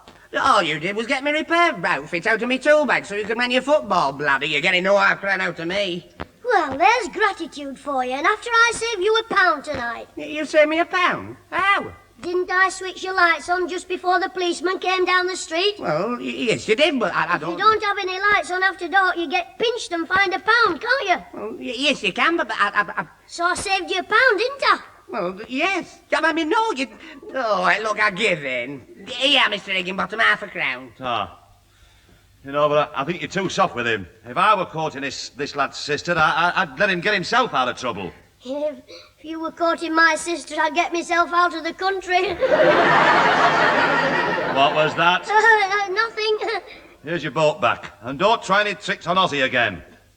I'll go and see if the old haggish bass is ready to go to the pub. Well, don't get too merry tonight celebrating. I mean, when he got home, he might see 2 of Ozzy, and nobody could stand that horrible sight. Jimmy Clitheroe, you little cheat. Getting £0.50 out of me, and all because of that tale about switching my lights on so I wouldn't get pinched. Well, what about it? Well, I've just remembered. When you switched my lights on, my bike was in your front garden.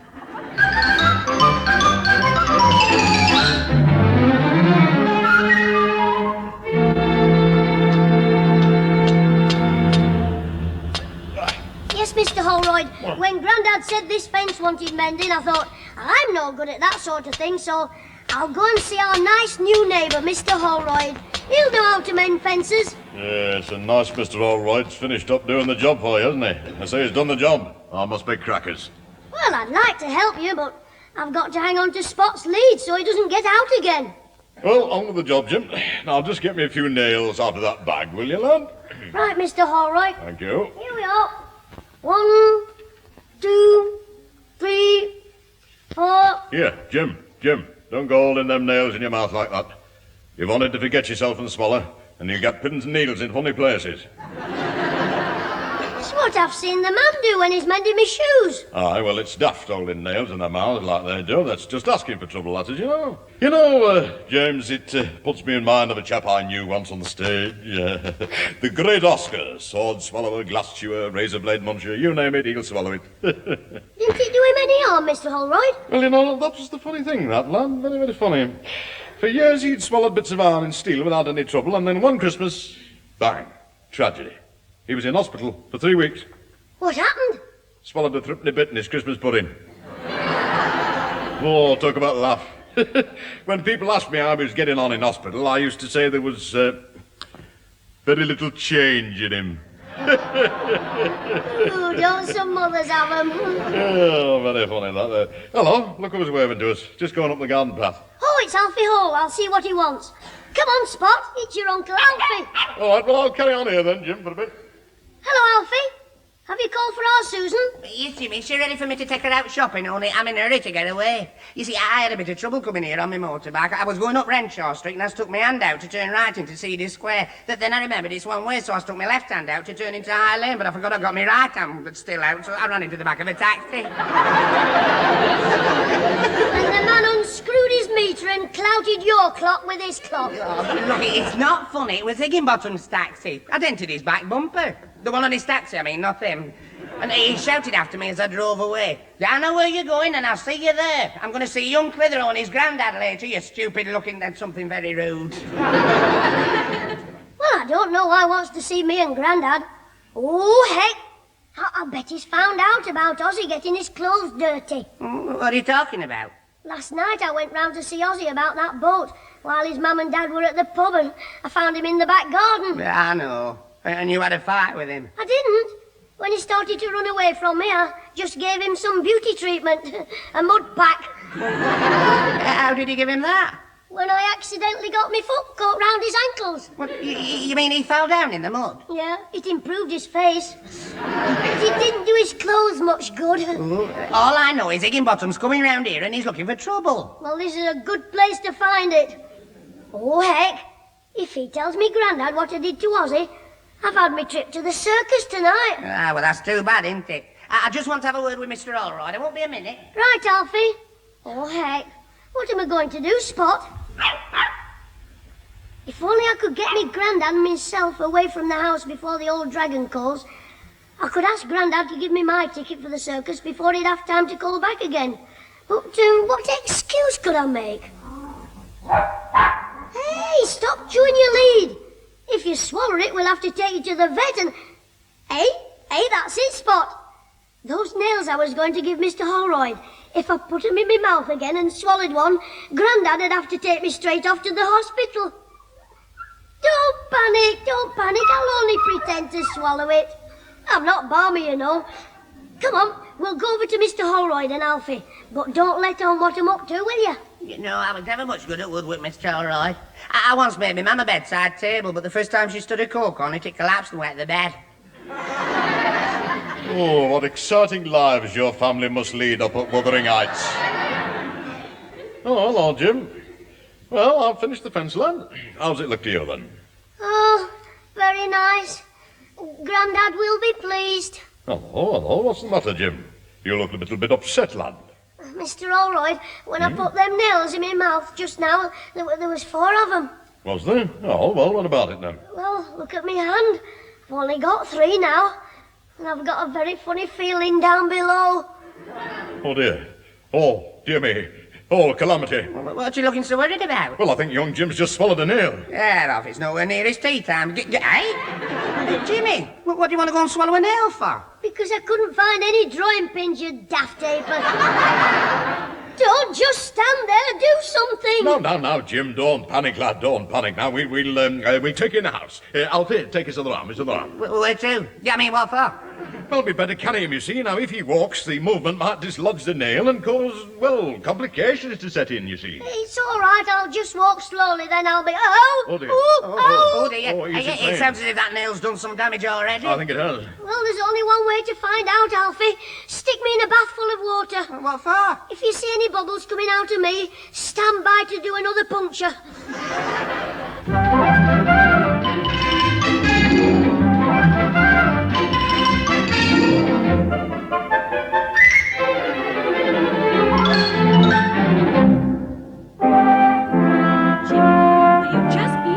For a few minutes. Yes, now don't worry, lad, don't worry. Grandfather will be back soon. He should have taken me straight to the doctor instead of leaving me here with a tummy full of old iron. He's only gone down the road for Mother. I didn't want me, Mum. I just wanted to get away before he came. Before she came home. I didn't want to worry her. Now, look, Alfie's fallen into the taxi. Now, your grandfather and your mother will be here before he gets one. Knowing Alfie, Christmas will probably be here before he gets one. I bet Grandad doesn't know you let Alfie phone. Why not, then? Because he was here when I asked Alfie to ring up and get the score during the test match. Grandad had to grab the phone off him. He was putting a call through to Australia. All right, cut out the jokes. I thought you were supposed to be in pain. I am, but I'm brave with it.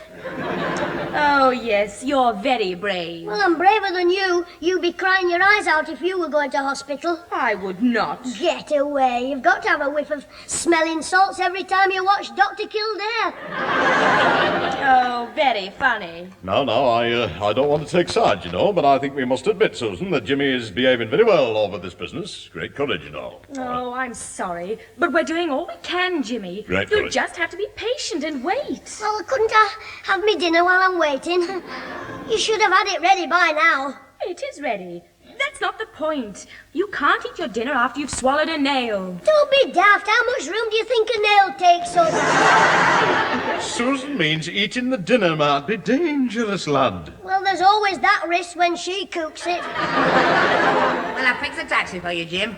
Oh, good. Did he say he'd come straight away? No, the taxi isn't quite ready, so he said he'd be here in 10 minutes. Well, not him, his wife. No, not be here. She said, I mean. Well, she was on the phone and she said he'd come as soon as he'd finished straightening her bumper. The taxi, I mean. But how do you feel now, Jim? Dizzy, listening to you. I mean, how's your stomach? A bit like your head, empty. It's no good, Jim. You see, they'll want to take an X-ray picture of your stomach to see where the nail is, so you can't go filling up with dinner. Get away. If they can take a picture through a pullover, shirt and vest, they can take it through a bit of steak and kidney pudding. Now, take it easy, Jim. Susan's quite right, you know. The danger is that if you have any food, the nail might move. If I don't have any food, every time I walk, I'll rattle. Oh, dear, Jimmy, are you all right, son? Now, don't worry, Pat. We'll soon have him at the hospital. Hello, Mum. Grandad. Does it hurt, son? Not much, Mum. Is there anything we can do, Father? Yes, give me a meat pie, they're hunger pains. Don't be silly. Now then, Alfie, is the taxi coming? Yeah, it'll be here in about 10 minutes. Yes, so there's plenty of time for a meat pie. I can't give you a meat pie, son. Well, a sandwich then. I can't. A cake. Jimmy. A dog biscuit. Oh, stop it! I do wish that taxi was here. Well, it won't be long, Mrs. Higginbottom told me. I'm not worried about... Who? Mrs. Higginbottom. You mean it's Higginbottom's taxi, you big daft... Oh, ow! Oh, wait, Grandad. Phone for another taxi straight away. Oh, my goodness, is it getting worse? It will do if he comes. If we wait for him, ow!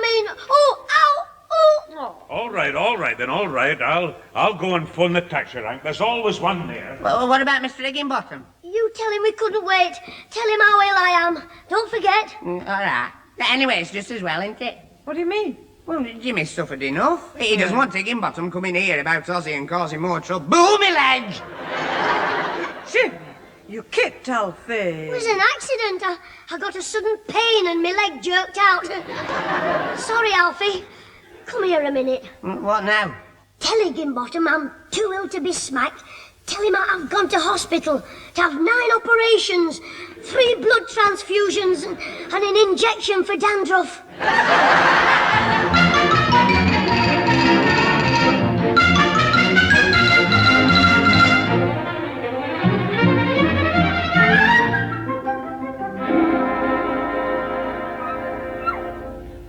Ah, did little Spot want to go with them then? Never mind, it won't be long. They'll come back as soon as they've emptied Jimmy's tummy. Yeah. Now, it's no good crying. They won't let little puppies go to hospital because you might catch a germ. All the wards in the hospital are covered in distemper. Never mind, come here. Come on, Uncle Alfie's got a nice toffee waffy for Spotty Watty. Have you got one for Higgy Wiggy? Yes, I've got one for Hibby. Oh, Mr. Higginbottom. Oh, it's you. Yes. The front door was open, so I walked in. Yeah, well, Susan must have left it open. She'd just gone down to the shops for some dog food. Oh, I didn't know I was interrupting your dinner. Oh. No, it's just... Oh, you're kidding. Never mind. Well, look, where's this lad of theirs they want taken to the hospital? Oh, you're too late. What? You don't mean... Yeah. He's gone. Oh, no. Well, where's his mother and grandfather? They've gone too. What are you on about? They've gone to the hospital with Mr. Allroyd. Oh, you nit. Well, but you see, he's gone with them. They're not taking him. They've taken Jim because he swallowed Mr. Allroyd's nail. But one of his nails. I mean, iron one. Oh, shut up. You mean you phoned for my taxi and now you don't want me? Ah, that's right. You see, Mr. Sinclair got another one because you were too slow. Not with it. Not late, I mean. And he told me to see you. Well, in that case, I'd like to see the colour of your money. 5 bob. Oh, it's the same colour as you. You what? 5 bob. That's what you're going to give me for my trouble, or else I'll give you 5 knuckles for your trouble. Well, why should Round the ear, come on. Why should I pay you? Jimmy's the one who was scared to see you because of his trouble with Ozzy. You tell me one good reason why I should hand 5 shillings over to... Can you see that fist? Yes, and it's a very good reason. Yes. Here. Oh, the 2 2-shilling pieces now for crown. 6 and 6. That means there's 1 and 6pence. For a tip, thanks. Now, what were you saying about Clitheroe and Ozzy? Well, only that when he realised you were coming round to sort him out for dirtying Ozzy's clothes last night, he got scared. Oh, did he? Yes, because he didn't think Ozzy would tell you that Jimmy had tripped him up in the mud. He was right. Ozzy didn't tell me. Yes, well, you see, well, who told you? You did, just now. He'll murder me. Hey, look, please don't get cross with him, Mr. Higginbottom. He's not well. But you can't make him suffer anymore, because if you do, I'll be next. He'll set that Black Hand gang on me. They'll play rugby with me head. Look, don't smack him. But what the heck did you say you were coming here for, then? I was bringing his ticket for the circus. You are? I know it sounds funny, but last night old Sinclair got a bit murray. You know, he got a sudden rush of generosity to the head. He said he'd pay for Jimmy and Ozzy to go to the circus. Well, before his Scotch blood had time to cool down, I said, right, give me the money and I'll collect the tickets this morning. That's what I did. You mean you didn't... Ozzy and... I've blabbed. My only hope is they keep him in hospital for a week. If they don't, I'll be in the cemetery for good.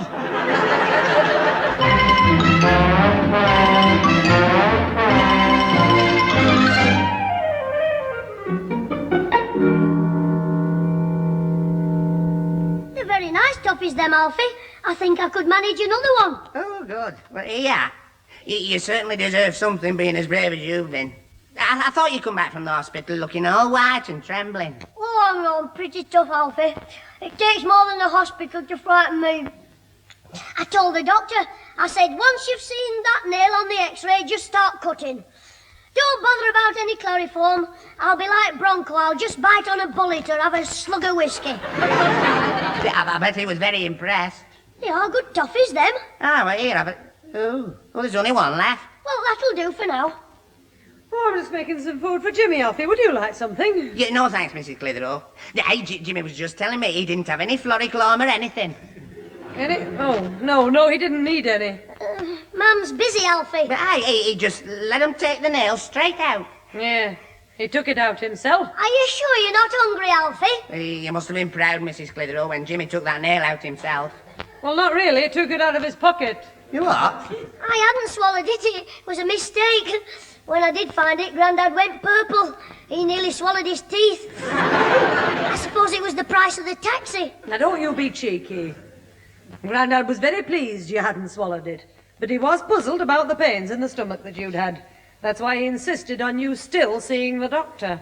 It was just that I thought I'd swallowed it. It was in my mind. Yeah. What they call psychomological. Well, it was a relief anyway. The doctor said it was just old-fashioned stomachache. That's why Grandad has gone to the chemist. Anyway, you're still hungry, so I'll get on with my cooking. When did you find the nail, Jim? Look, I'll let you into the secret. I only pretended to swallow the nail so that I could get Mum, Grandad and me out of the way before Higginbottom arrived. Well, you little twister. Anyway, did you tell Higginbottom he had to leave me alone because I was ill? Yes. Well, I told him more than that. You see... Come on then, Higgy, for a minute. No, I can't really stay, Pete. I'll just give it to him and then I'll go. Oh, heck. Well, all right then. I'll see you later. I want a word with Pat in the kitchen. Mr. Higginbottom, don't hit me. I'm not well. I'm not going to hit you. Well, you said you were going to give it to me. I am. I'm giving you this ticket for the circus that your grandfather paid for. Ticket? For the circus? Oh, my ticket. Oh, thanks, Mr. Higginbottom. I only got it because your grandfather paid for Ozzy as well. You mean that's why you were coming round today? That's right. Not to hit me because I remember you. Not to hit you because you pushed Ozzy in the mud. That's right, you didn't. You know, he told you. Yes, he's got a big mouth. Well, it's your son. I mean... Ozzy didn't say anything. Alfie here told me. What? It was an accident. It slipped out. I didn't know what I was talking about. What I was saying, I mean.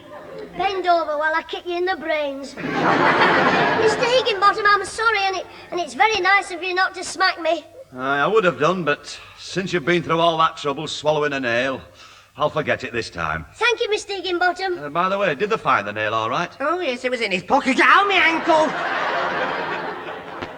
That was silly, Alfie, putting your ankle under my foot. You might have hurt yourself. Oh, shut up, you. Well, I've got to be off, so just watching in future, my lad. Yes, sir. Ta-ra then, my lad. So long, blabbermouth.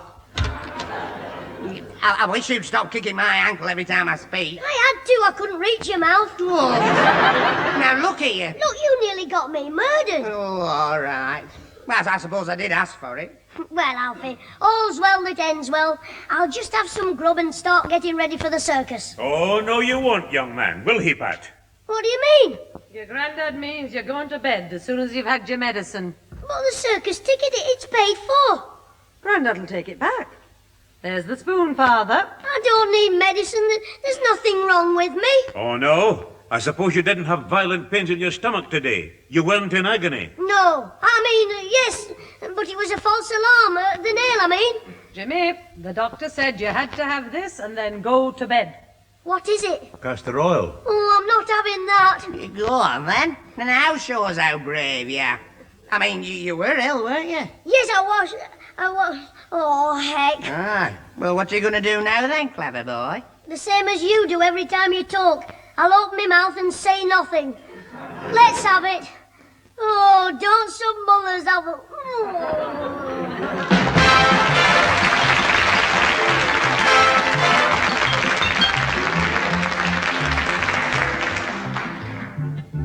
Those involved with the Clitheroe Kid this week were Peter Sinclair as grandfather, Patricia Burke as mother, Danny Ross as Alfie Hall, Derek Guyler as Bert Holroyd, and Tony Melody as Mr. Higginbottom. The recorded programme was written by James Casey and Frank Roscoe, produced by James Casey, and starred Jimmy Clitheroe as the kid himself.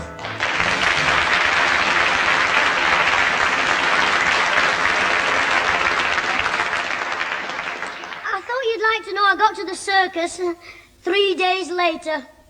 Grandad changed both the tickets and I couldn't understand why Ozzy waited to go with me. Then I found out.